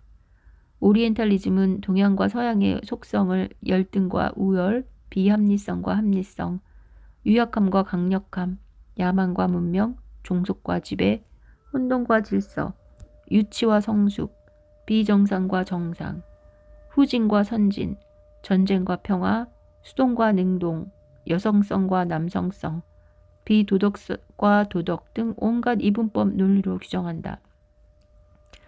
그 결과 동양에 대한 서양의 간섭과 지배를 동양인 스스로 당연하고 자연스러운 것으로 받아들이게 하는 기능을 수행했다. 전 세계에서 기승을 부리는 기독교 근본주의는 다분히 이러한 오리엔탈리즘 속성을 지니고 있다. 더 큰 문제는 우리 스스로 오리엔탈리즘을 자연스럽게 받아들여 내면화하고 있다는 점이다. 미국에서 교육받고 활동해온 외국 성직자들은 기독교 근본주의의 영향을 쉽게 받을 수 있다. 전 세계에 퍼지는 근본주의의 독은 종교 본연의 가치를 모독하는 한편 집단 히스테리 분위기를 조작해 아프가니스탄과 이라크 등에 대한 미국의 침략과 학살을 더 수월하게 하고 있다. 미국 기독교의 영향을 받는 한국 기독교인들은 무엇보다 근본주의의 반민주적, 퇴영적, 어용적 실체를 파헤쳐 일상의 신앙에서부터 근본주의적 요소를 없애는 것이 바람직할 것이다. 라는 박노자 교수의 우려를 경청해 볼 필요가 있을 것 같다. 일부에서는 한국이 미국보다 더 기독교 근본주의적이고 중국보다 더 유교적인 나라라고 주장한다. 이러한 우려가 결코 과장으로 느껴지지 않는 것은 왜일까? 예전에 미국과 이라크 전쟁 당시 이슬람교는 가짜 종교, 미국과 이라크의 전쟁은 제2의 십자군 전쟁이라는 발언으로 물의를 일으켰던 미국의 부시 대통령은 기독교 근본주의의 전형을 노골적으로 드러냈다. 기독교의 미국을 절대적 선으로, 이슬람교의 아랍을 전대적 악으로 규정하는 부시의 태도는 악의 리비아와 서원의 이스라엘의 갈등이 이미 구약에 예언되어 있었다라고 말하며 리비아의 무자비한 폭격을 지시했던 로널드 레이건 전 대통령과 너무 닮아 있다. 그리고 이러한 종교 근본주의적 경향은 공화당에서 민주당으로 정권이 바뀌어도 고질병처럼 반복되고 있다. 한국의 기독교 근본주의자들에게서 이슬람교는 가짜 종교라며 기독교 이외의 다른 종교를 적대시하는 미국 정치가들의 모습을 발견한다면 상상이 지나친 것일까? 그들에게 고갱의 황인족 예수를 이해할 수 있는 시야를 바라는 것은 헛된 기대일까? 몇 년 전 기독교 탄생 2000주년을 맞아 기독교가 과거 2000년간 인류에 끼친 각종 해악을 자기 과거 형태로 솔직하게 인정하고 고백한 로마 교황청의 중대 발표를 보면서 다시 한번 종교의 개방성과 자기 정화에 대한 약간의 기대를 가졌다. 교회의 과거 범죄라는 부제를 단 이 문건은 피로 얼룩진 십자군 원정, 중세의 각종 가혹한 형벌, 선교를 가장한 신대륙 원주민 말살, 교회의 유대인 학살 방조 등 카톨릭의 역사적 치부에 해당하는 과오들을 주요 내용으로 하고 있었다.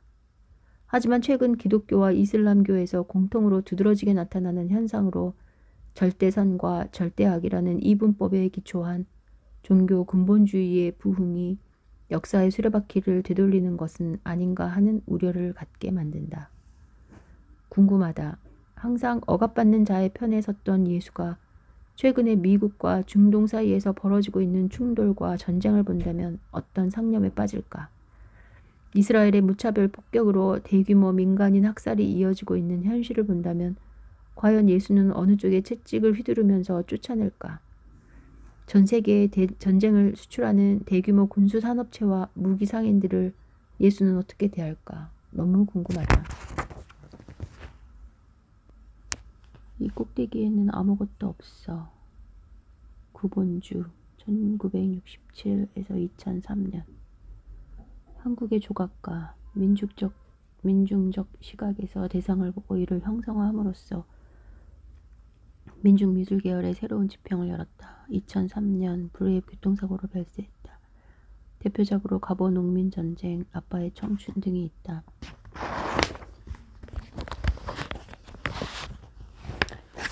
억대 연봉의 꿈을 쫓는 샐러리맨. 한국의 대표적 민중미술작가인 기본주의 조각하면 근육이 꿈틀거리는 팔뚝으로 날이 선 낫을 들고 있는 갑오농민전쟁을 떠올리는 사람이 적지 않을 것이다. 비장감이 팔뚝 전체에 감도는 조각이다. 하지만 그가 지난 2000년을 전후하여 내놓은 샐러리맨 시리즈에서 더한 비장감을 본다. 미스터리나 이대리의 백일몽 같은 작품이 그러하다. 현대사회는 삶 자체의 비장감을 요구한다. 대부분의 샐러리맨에게 소형 아파트, 승용차, 약간의 문화생활이라는 알량한 기득권을 유지하기 위해서는 잠깐도 쉬지 말고 뛸 것을 요구한다. 작품에서도 미스터리가 움켜쥐려고 길게 내뻗은 소나기에 잡힐 것은 그다지 대단한 무언가가 아닐 거라는 인상을 준다. 그저 일상의 유지 정도. 문제는 그 정도라면 유지하려면 전력을 다해야 한다는 현실이 위태롭게 뻗은 다리에서 힘이 빠지게 만든다. 누구나 한 번쯤 읽어보았을 트리나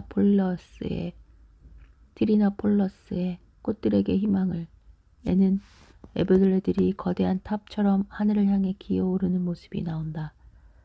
주인공 노랑 애벌레는 잔뜩 기대감을 안고 위를 향한 경쟁 대열에 합류한다. 다른 애벌레들을 밟고 올라가 꼭대기에 도달한 후 본 것은 그저 아무것도 없는 허공이었다. 그리고 허무한 목소리로 이 꼭대기에는 아무것도 없어 라고 외친다. 그나마 이 애벌레는 행복한지도 모르겠다. 그 애벌레들은 한동안 꼭대기에 오르면 무언가 있을 것이라는 기대감을 갖고 있었기 때문이다. 우리 사회의 셀러리맨에게는 그러한 막연한 설렘조차 호사스러운 일이 되기 십상이다. 모르는 일은 차치하고 제자리를 지키는 일조차 버겁게 느껴질 적이 많기 때문이다. 자칫 한눈을 팔다가 추락하는 것은 날개가 없다는 비명을 질러야 할지도 모른다. 이 사회는 셀러리맨들에게 억대 연봉이라는 꿈을 쫓도록 다시 애벌레의 기둥을 세워보지만 희망보다는 불안감을 조성하는 낯선 용어로 다가온다.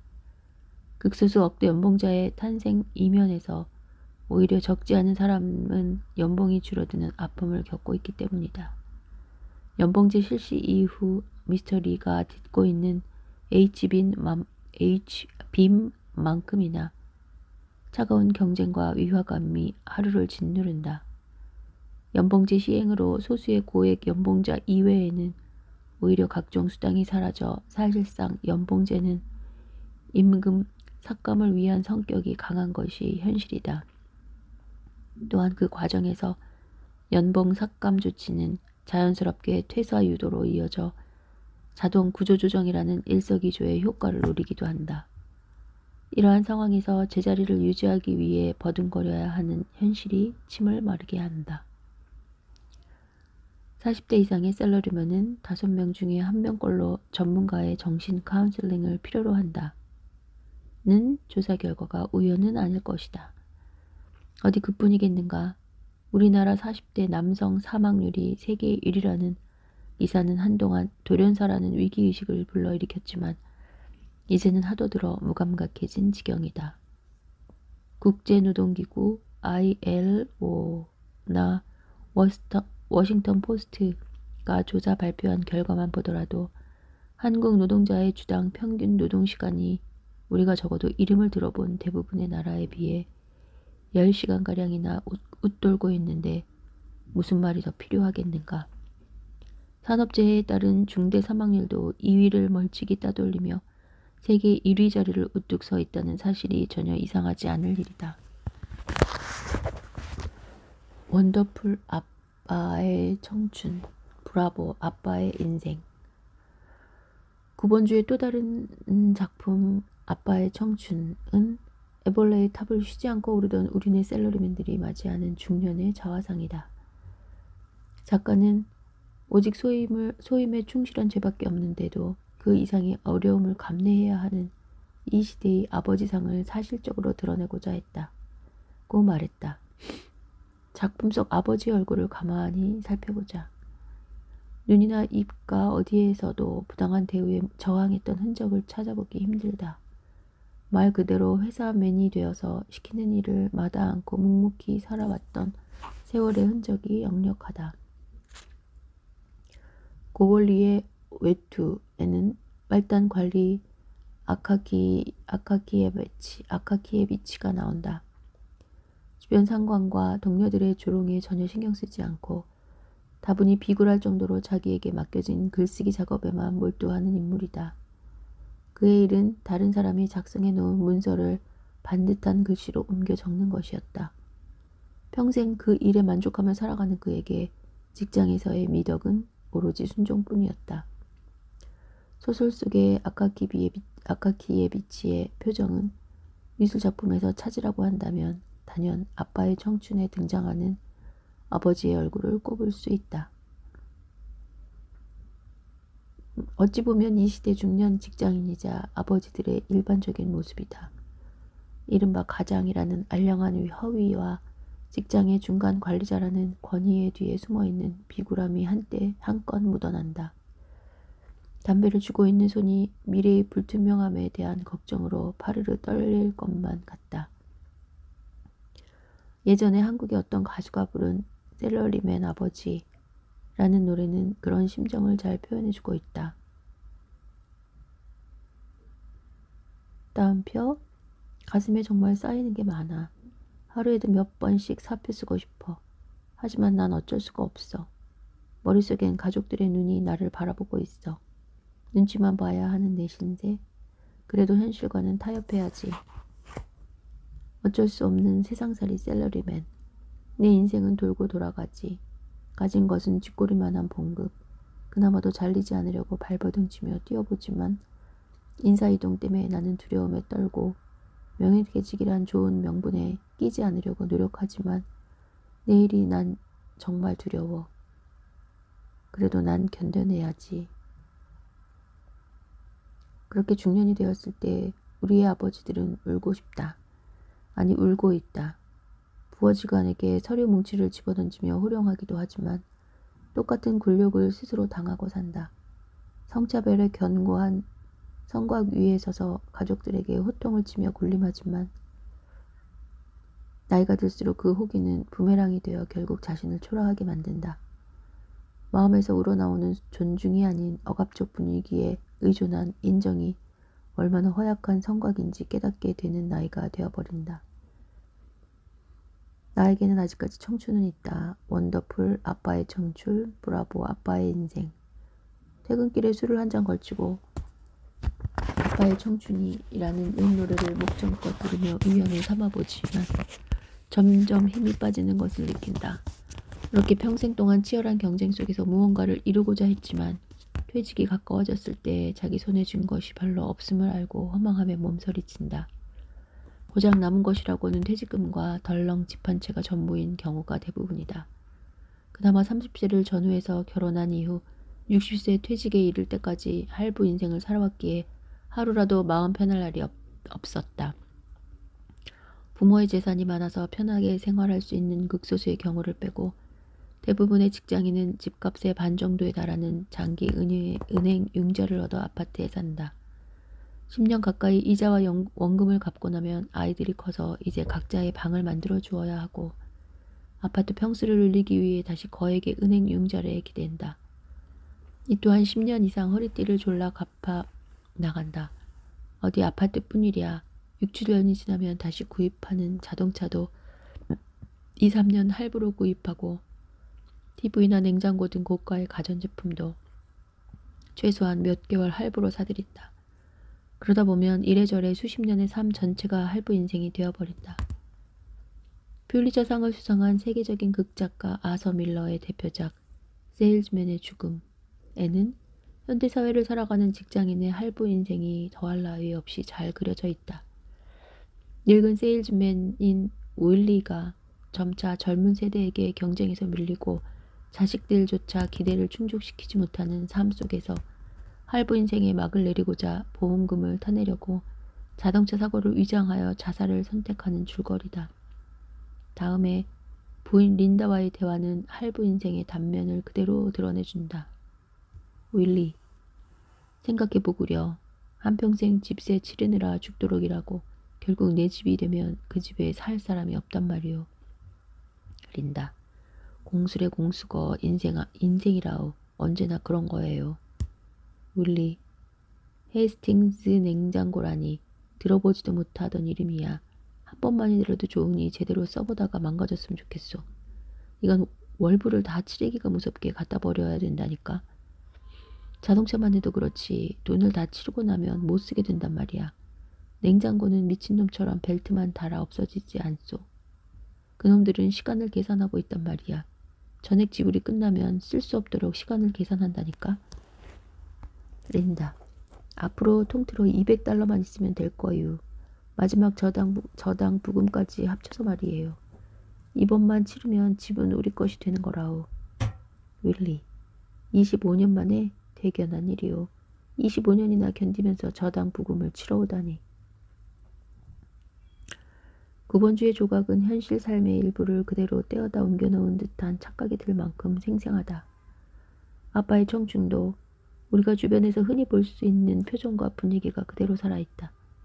이는 단순히 예리한 관찰과 꼼꼼한 작업, 연출만으로는 도달하기 어려운 경지다. 사실적 묘사력과 재료를 다루는 능란함은 당연히 뒷받침되어야 하는 요소지만 그것만으로는 이처럼 생생하게 살아있는 아버지의 모습을 보여주기는 어렵다. 우리 사회의 평범한 사람들의 일상에 대한 애정 없이는 이런 작품이 나오기 힘들 것이다. 일상을 넘어 특별한 사회적 사건과 저항을 거친 조각으로 표현하던 민중예술가가 찾아낸 사람들의 일상은 그에게 조각이 생활인 것처럼 자연스러운 것이었으리라. 그리고 느려 보이기는 하지만 하는 심지어 정지한 듯한 일상에서 새로운 힘을 발견하고자 했던 그의 바람을 좋아한다. 바로 그 일상을 바꿔내는 일이야말로 사회의 거대한 변화를 이루는 출발선이 되리라. 틈 있는 사람이 아름답다. 마티스 1869에서 1954년 20세기 프랑스 최고의 화가 야수파 운동의 지도자였던 마티스는 평생 동안 색채의 표현력을 추구했으며 주로 실내 풍경이나 구상적 형태를 소재로 했다. 주요 작품으로는 삶의 기쁨, 디저트 붉은 하모니, 붉은 화살, 장식적 무늬가 있는 인물화 등이 있다. 기우뚱한 균형이 주는 매력. 마티스는 색채의 혁명을 가져온 미술가로 현대 미술의 아버지로 불린다. 그는 확실히 색채 화가답게 원색이 출렁이는 그림을 쏟아냈다. 마티스는 가능한 한 가장 솔직한 방식으로 자신의 감정을 표현하려 했는데 이를 위해서는 가장 아름다운 파랑, 노랑, 빨강 등 인간 감각의 저변을 뒤흔들 수 있는 색깔을 사용해야 한다는 그의 주장에 공감한다. 또한 인상파 이래로 서양화의 한 흐름이 된 평면적 표현 방식도 보는 사람을 편하게 해준다. 렘브란트 작품을 비롯해 철두철미하게 명암법과 원근법에 충실했던 이전의 그림들을 보는 순간 왠지 긴장감이 느껴진다. 그 이유는 아마도 평면 캔버스에서 입체의 느낌을 강제받기 때문일 것이다. 마티스의 작품 가운데 춤을 가장 좋아한다. 춤이 아름답게 다가온 이유는 남들이 말하듯 야수파 분위기가 물씬 풍기는 색채 때문만은 아니다. 물론 과감한 원색과 부드러운 인간 율동의 조화가 한눈에 들어오는 것은 사실이다. 하지만 가장 먼저 눈을 사로잡는 것은 전면에서 춤을 추고 있는 두 사람의 아슬아슬하게 떨어진 손이다. 이 그림의 아름다움과 조화로움은 오히려 그 떨어진 손에서 나오는 게 아닌가 싶다. 완벽하게 모든 손이 맞닿아 있었다면 짜임새 있는 조형미가 잘 살아나는 디자인 정도로 여겨졌을지도 모른다. 그만큼 색과 면의 조화라는 지극히 형식적 아름다움에 그쳤을 것이기 때문이다. 떨어진 두 손, 그리고 그 손을 잡으려고 기우뚱하게 균형이 깨진 듯한 여인의 몸짓은 이 그림의 생명력을 불어넣는다. 오히려 깨진 균형이 역설적으로 균형을 살려내고 있다. 청색 바탕의 그림은 차가운 느낌을 주기 십상이지만 떨어진 손이 주는 현장성이 전체적으로 온기를 돌게 만들고 인간의 거친 숨소리를 느끼게 한다. 떨어진 손과 손 사이로 더 끈끈한 애정이 흐르고 벌어진 틈이 더 밀도 있는 충만을 느끼게 한다. 작은 우연성이 만들어낸 생동감이 이 작품에 혼을 불어넣는 느낌이다. 필연성에서 우연성으로. 오랜 기간 서양 미술은 우연성을 배격해왔다. 자로 잰 듯한 균형과 조화가 아름다움의 전제 조건이었다. 19세기 초까지만 해도 미술가에게 우연이라는 표현은 비평가들이 예술가에게 모욕을 주기 위해 사용하던 단어였다. 한마디로 서양 미술은 필연성의 공고한 성을 구축해왔던 것이다. 우연성은 근대에 들어서야 필연성의 미술에 파고든다. 19세기는 서양 미술에서 우연성이 자리 잡기 시작한 시기였다. 그리고 20세기에 접어들면서 적어도 미술에서는 우연성이 중요한 자리를 차지하기 시작했는데 그 대표 주자가 DADA였다. 우연의 원리는 그 이전까지 예술이 가지고 있던 합리주의에 대한 반발이자 이성 중심 사회에 대한 저항이었다. 20세기에는 이성에 대한 인간의 무한한 신뢰 속에서 시작되었다고 해도 과언이 아니다. 근데 이전의 사회에서는 신이 절대적 존재였다. 인간의 일상생활은 어떤 의미에서 신비적인 상상력의 요소와 늘 함께했다. 홍수, 가뭄, 지진 등의 자연현상은 신의 노여움이었고 출산을 기원하며 나무나 바위에 비는 행위도 마법적 또는 주술적 의식이 반영이었다. 그러나 이성은 일체의 자연적, 마법적 속박에서부터 인간을 해방시켰다. 그러한 맥락에서 수학적, 과학적 사고방법으로서의 근대 이성은 탈마법화를 의미했다. 과학기술의 발전과 절차적 민주주의 확대 등으로 말미암아 이성은 신을 대신하여 절대 권위를 갖는 그 무엇으로 간주되었다. 하지만 계몽 변증법에서 아도르노와 호르크하이머가 말했듯이 계몽은 예상치 못한 재앙과 함께 찾아왔다. 참고. 진보적 사유라는 가장 포괄적 의미에서 계몽은 예로부터 인간에게서 공포를 몰아내고 인간을 주인으로 세운다는 목표를 추구했다. 그러나 완전히 계몽된 지구에는 재앙만이 승리를 구가하고 있다. 계몽의 프로그램은 세계의 탈마법화였다. 계몽은 신화를 해체하고 지식에 의해 상상력을 붕괴시키려고 한다. 인간이 자연으로부터 배우고 싶어 하는 것은 자연과 인간을 완전히 지배하기 위해 자연을 이용하는 법이다. 오직 그것만이 유일한 목적이다. 자기 자신마저 돌아보지 않는 계몽은 자신이 갖고 있는 자의식의 마지막 흔적마저 없애버렸다. 자기 자신에 대해서도 폭력을 휘두를 수 있는 그러한 사유라야 신화를 파괴할 정도로 충분히 강한 것이다. 끝. 20세기는 분명 완전한 계몽된 지구였다. 서구에서 시작된 산업화 바람이 전 지구를 뒤엎었다. 산업화 및 근대화는 발전이나 진보의 상징이 되었고 전통사회의 농업생산, 공동체의 관습적 사고는 저발전과 야만을 의미했다. 인간을 낳고 인간과 함께 호흡했던 자연은 관찰과 분석, 개조의 대상으로 전락했다. 우연적인 모든 것은 이성의 적이 되었고 계산 가능성과 예측 가능성에 기초한 필연성이 인간의 사고를 지배하기에 이르렀다. 결과적으로 태풍, 홍수, 가뭄, 질병 등 자연이 주는 공포로부터의 해방과 물질적 풍요로움을 가져왔지만 다른 한편으로는 아도르노의 표현대로 재앙을 가져왔다. 이성의 결과물인 근대국가와 과학기술의 발달, 그리고 산업화는 전 세계를 식민지 쟁탈전으로 몰아갔다. 두 차례에 걸친 세계대전은 인간에게 구원을 가져다 주리라 믿어 의심치 않았던 이성이 인간에게 보낸 화답이었다. 자연을 대상화하고 일방적으로 개발해온 결과는 대규모의 자연 파괴와 생태계 훼손으로 나타났다. 특히 1, 2차 세계대전으로 인한 살상과 파괴는 예술가들에게 새로운 전망에 대한 갈증을 불러일으켰다. 이성적 인과의 필요성으로부터 벗어나 방향 없는 자유를 추구한 다다이스트들에게 우연성은 새로운 구원의 불빛이었다. 그들에게 합리성과 논리성은 인간 삶의 우연성을 표현하기에는 이미 낡은 도구였던 것이다.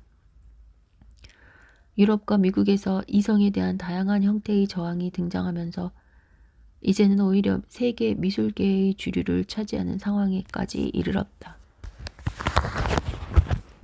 백남준의 역설. 백남준의 비디오 아트 역시 이러한 경향을 대표하는 하나의 상징이다. 백남준의 독특함은 역설이었다. 현대 문명이 만들어낸 필연성의 늪을 문명이 이 길을 통해 넘어서려고 했기 때문이다. 인간과 과학기술이 만들어낸 영상 매체에 인과 법칙을 깨트리는 변화무쌍한 영상 이미지를 조화시킴으로써 새로운 표현의 영역을 열었다. 나아가 일종의 행위예술까지 넘나들면서 아무런 제한도 받지 않는 자기만의 자유세계를 구축했다. 어느 인터뷰에서 백남준이 한 말은 기존 상식과 통념의 벽에 그가 어떻게 저항해 왔는지 잘 보여준다. 참고. 뉴욕이 왜 좋아요? 더러우니까 좋지. 범죄가 많고. 그래서 뉴욕이 좋으시다고요? 예술이 그래야 되니까. 인생이 썩으면 예술이 돼. 사회가 썩으면 예술이 돼. 과거의 예술은 사기라고 그러셨잖아요. 이번엔 사회가 썩으면 예술이 된다? 그렇지. 무슨 뜻이에요? 그런 뜻이야. 그럼 서울도 더 썩어야 예술가가 많이 나올까요? 그렇지. 서울도 부패했지. 그러니까 좋은 아트가 나올 거라고. 끝. 다다이즘에 전적으로 동의하지는 않는다. 이성에 대한 반발이 모든 이성에 대한 부정으로 귀결되는 것은 위험하다. 그것은 필연적으로 신비주의의 자리를 내주고 이성의 노예로부터 인간을 구원하고자 했던 그들의 행동이 오히려 인간을 상황의 노예로 만들어버릴 우려가 있다. 대체로 권위주의에 기반한 통치를 했던 지배자들은 통치 대상인 대중이 무지몽매한 신비적 사고에 머물러 있기를 원했다. 종교나 미신을 통해 삶에서 강제되는 정치적, 경제적 고통이 모든 인간이 어쩔 수 없이 짊어지고 가야 하는 운명처럼 받아지도록 유도했다. 만약 이중적 사고를 통해 대중이 현실의 눈을 뜨고 삶의 고통이 지배 집단에 의한 억압과 창치 때문이라는 점을 간파한다면 거대한 저항의 흐름이 형성되리라는 것을 알고 있었기 때문이다. 그러므로 이성 자체에 대한 부정은 오히려 현실의 고통을 더 증가시킬 위험이 있다. 하지만 그들이 가지고 있는 문제의식의 출발에는 크게 공감한다. 근대의 도구적 이성이 저지른 인간과 자연의 파괴에 대한 반성하는 성찰이 없다면 예술이든 사회든 심지어 과학기술조차 더 이상의 진전은 어렵다는 생각 때문이다. 근대의 의성에 의한 과학기술 만능주의와 산업화 제일주의가 자연 파괴를 낳았다는 점이야 금방 이해할 수 있는 일이지만 이성이 왜 예술이나 과학기술조차 발전을 가로막는 역할을 할까? 이성만을 중심으로 할 때 나타나는 우연성, 배격 경향이 예술과 과학에도 장애물로 작용하기 때문이다. 우연성의 배격은 곧바로 상상력의 부정으로 연결된다. 자로 재듯이 계산과 예측이 가능한 규칙성과 논리성의 세계에 상상력이 끼어들 틈이 없다. 상상력이 위축된 상태에서 감성을 풍부하게 자극하는 예술의 발전을 기대하기 어렵다. 또한 아인슈타인의 상대성 이론을 비롯하여 현대과학에서 중요한 영역을 차지하는 양자 역학 역시 규칙을 벗어난 원자운동의 우연성에 대한 고려 없이는 제대로 발전할 수 없다. 나아가 사람도 마찬가지다. 틈이 있는 사람이 아름답다. 나 자신도 틈이나 비어있는 곳을 부끄러워하지 않고 자연스럽게 드러내 보일 수 있는 사람이고 싶다. 1980년대의 나는 필연성 속에서 진정한 자유를 느낄 수 있다고 믿었다. 이제는 우연성 속에서도 그리고 틈에서도 자유를 느끼고 그 모든 것이 나임을 스스럼 없이 내보일 수 있었으면 좋겠다. 벼룩이 되어버린 사람들의 슬픈 눈. 하녀의 슬픈 체념의 눈. 눈은 마음의 창이라고 한다. 대화를 나눌 때 습관적으로 상대방의 눈을 보며 이야기를 한다. 의도한 것은 아니지만 그렇게 눈을 보며 얘기를 해야 상대방이 더 정확하게 이해되는 느낌이다. 원래 말이나 글이란 서로에게 한정적 표현밖에 전달하지 못한다.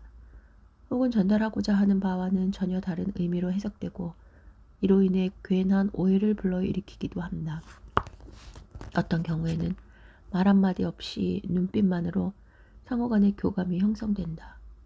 그래서인지 미술작품을 보면서도 인물화에서는 눈을 먼저 본다. 화룡점정이라는 말은 누구나 들어봤을 것이다. 중국 양나라의 장승요라는 사람이 금릉에 있는 안락사에 용 2마리를 그리면서 눈동자를 그리지 않았다고 한다. 사람들이 이상히 생각하여 그 까닭을 묻자 눈동자를 그리면 용이 날아가기 때문이다 라고 대답했다. 하지만 사람들이 그 말을 믿지 않아서 그가 용 1마리에 눈동자를 그려놓자 용이 벽을 차고 하늘로 올라가 버리고 눈동자를 그리지 않은 용은 그대로 남아있었다는 고사에서 유래한 말이다. 그만큼 그림 속 등장인물의 생명감은 눈을 통해 극적으로 살아난다. 특히 화가의 자화상인 경우에는 더욱 그러하다. 그 눈 속에 작가의 고뇌가 숨어있고 인생의 깊이가 살아 숨쉬고 있기 때문이다. 화가의 자화상에는 여러 가지 눈이 있다. 고흐처럼 광기 어린 눈도 있고 렘브란트의 의지에 찬 눈도 있다. 혹은 콜비츠처럼 죽음에 대한 성찰이 스며든 눈도 있다. 그 밖에 인물화에서는 더욱 다양한 눈이 살아서 반짝인다. 뭉크의 그림에서는 불안과 공포에 찬 눈이 보는 사람을 동화시킨다. 어떤 그림에서는 에로틱한 시선을 던지기도 한다. 하지만 미술에서 눈으로 가장 유명한 화가는 아마도 모딜리아니일 것이다. 바라만 봐도 눈물이 흐를 것 같은 눈을 그린 화가. 슬픈 얼굴을 가장 잘 표현하는 화가를 꼽으라고 하면 단연 모딜리아니를 떠올리는 사람이 많다. 그가 그린 슬픈 눈 중에서도 가장 처연함을 주는 작품이 바로 젊은 하녀이다. 시골에서 도시로 올라와 시작한 하녀 생활이 헤어날 수 없는 늪처럼 느껴졌을 즈음의 표정 같다. 미지의 세계인 도시로 향할 때 설레던 가슴은 이제 그녀가 입은 색바랜 검정 옷처럼 퇴색했다. 그녀에게 하루하루는 삶과 죽음의 경계가 무너진 삶일 것 같다. 웃어본 기억조차 가물가물해질 무렵 운명이라는 말로 스스로를 위안하고 있을지도 모른다. 슬픔의 표정도 여러 가지가 있겠지만 그녀의 슬픔은 메마른 느낌을 준다. 아마도 그녀의 몸 전체에서 풍기는 분위기 때문일 듯하다. 만약 숙인 고개, 다소곳이 모아진 손, 언제나 굽힐 준비가 되어 있는 허리, 순종이 몸에 배어 이제 숨쉬는 것처럼 자연스러워진 그 분위기에서는 체념이 덕지덕지 묻어나온다. 화려한 옷, 궁색한 체념의 눈. 하나의 그림 속에 있는 수많은 시선 중에서도 유독 어느 특정한 눈이 나를 잡아 끌 때가 있다. 벨라스케스의 3미터가 넘는 대작 시녀들이 대표적인 경우이다. 벨라스케스는 궁정화가로서 왕족, 신하, 시녀, 궁정의 어릿광대, 난쟁이 등의 다수의 초상화를 그렸는데 그 가운데에서도 시녀들은 대표작에 해당한다. 가운데 있는 황녀를 비롯해서 거울 속에 구강부처, 왼편에 화가자신, 시녀와 시종 등 11명의 인물이 등장한다. 그런데 유독 나를 잡아 끈 것은 오른쪽에 있는 난쟁이 여인의 눈이다. 이러한 느낌은 나만의 것이 아니었던 것 같다. 서경식은 나의 서양 미술 순례에서 다음과 같이 말하고 있다. 참고. 화면 우측에 있는 개와 소년과 함께 뚱뚱한 여자 난쟁이를 발견할 수 있다. 마리발보라라는 여자 광대다. 마리발보라. 황녀는 내가 바라보는 대상이지만 벨라스케스와 마리발보라는 나를 보고 있는 것이다. 프라도 미술관의 이 그림만을 위한 특별실에서 처음 이 그림과 마주쳤을 때 나는 자신이 화면의 오른편 구석에서 던져지는 여자 광대의 시큰둥한 시선 앞에 노출된 느낌이었다. 그리하여 거기에 어떤 불길한 것을 느끼곤 무의식적으로 시선을 마주치지 않으려 하면서도 도리어 여자 광대에게로 시선이 빨려가는 것을 어쩌지 못하는 것이었다. 끝. 이 여인은 궁중에서 어릿광대의 역할을 했던 것 같다. 모딜리아니의 젊은 하녀와는 다르게 레이스가 달린 화려한 옷을 입고 있다. 젊은 하녀의 머리카락은 다듬지 않아서인지 이리저리 삐죽삐죽 튀어나와 있는데 반해 이 여인의 머리는 단정하게 정돈되어 있다. 황녀가 있는 자리에 자연스럽게 함께 있는 상황으로 보자면 궁정 내에서 허드렛 일을 하거나 공공한 처지에 있는 것 같지는 않다. 그러나 화려한 옷과는 어울리지 않는 궁색한 눈으로 나를 쳐다보는 느낌이다. 오히려 그 화려한 옷이 이 여인의 눈을 더 궁색하고 슬프게 만드는 듯하다. 어떻게 보면 눈이라기보다는 움푹 팬 구멍 같기도 하다. 자신의 레이스 옷깃을 만지작거리는 것으로 보아 그러한 모습을 한 자신에게 만족하고 있는 걸까? 황녀와 같은 자리에 있는 자신을 자랑스러워하고 있는 걸까? 궁정의 왕족이나 귀족의 조롱을 받거나 놀이객감이 되는 굴종의 삶을 대가로 먹는 기름진 음식이 이 여인에게 어떤 맛이었을지 알 수 없다.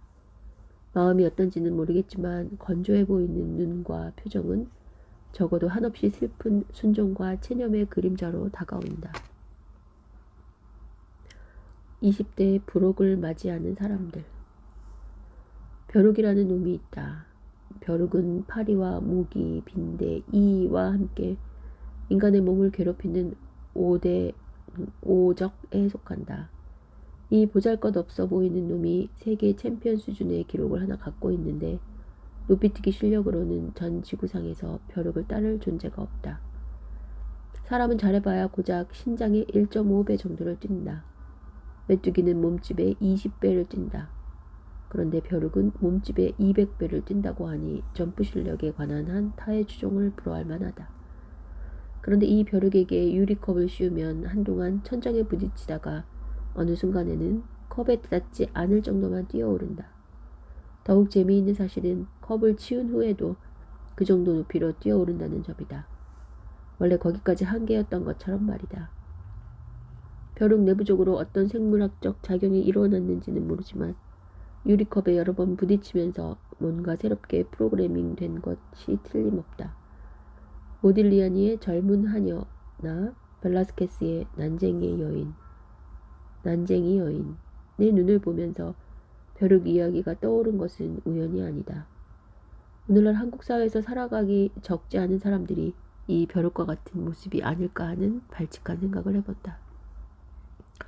자신과 세계에 대한 도전과 꿈을 포기한 채 20대 초반부터 주어진 조건 속에서 안정된 직장만을 추구하는 사람들, 오로지 그 직장과 자기 가족 이외에는 도대체 눈을 돌리려 하지 않는 사람들, 작은 불확실성에도 몸서리를 치는 사람들. 30대는 입지, 40대는 부록이라고 했다. 입지, 즉 뜻을 세운다는 것은 30대 전체에 걸쳐서 끊임없이 자신의 전망을 고민하고 꿈을 실현하기 위해 능동적으로 도전하는 삶을 살아야 할 때라는 뜻이다. 호랑이 담배 피던 시절의 기준이 이러하니 평균 수명이 80세에 이를 정도로 인생의 길이가 수십 년은 좋게 늘어난 현대 사회에서는 아무리 적게 잡아도 40대나 50대까지를 입지로 삼고 그 이유를 부록이라 해야 상식일 터이다. 하지만 안타깝게도 우리네 삶은 이미 20대의 부록을 맞이하는 듯하다. 그나마 부록이 도전적인 삶과 성취의 결과로 오는 달관의 경지라면 오죽이나 좋을까. 그러나 자신이 뛰어오를 높이를 대폭 줄여서 미리 정하고 그 틀 안에서 한치도 벗어나지 않는 부록이기에 문제가 생기는 것이다. 특별한 변화와 혁신을 두려워하는 조로증 환자들로 가득한 사회가 되어버렸다. 유리컵에 갇힌 벼룩이 그러하듯이 마치 원래부터 더 이상 뛰어오를 능력이 없었던 것처럼 현실 안주에만 몸을 맡긴다. 그리고 그 쪼그라든 모습에서 젊은 하녀와 난쟁이를 본다.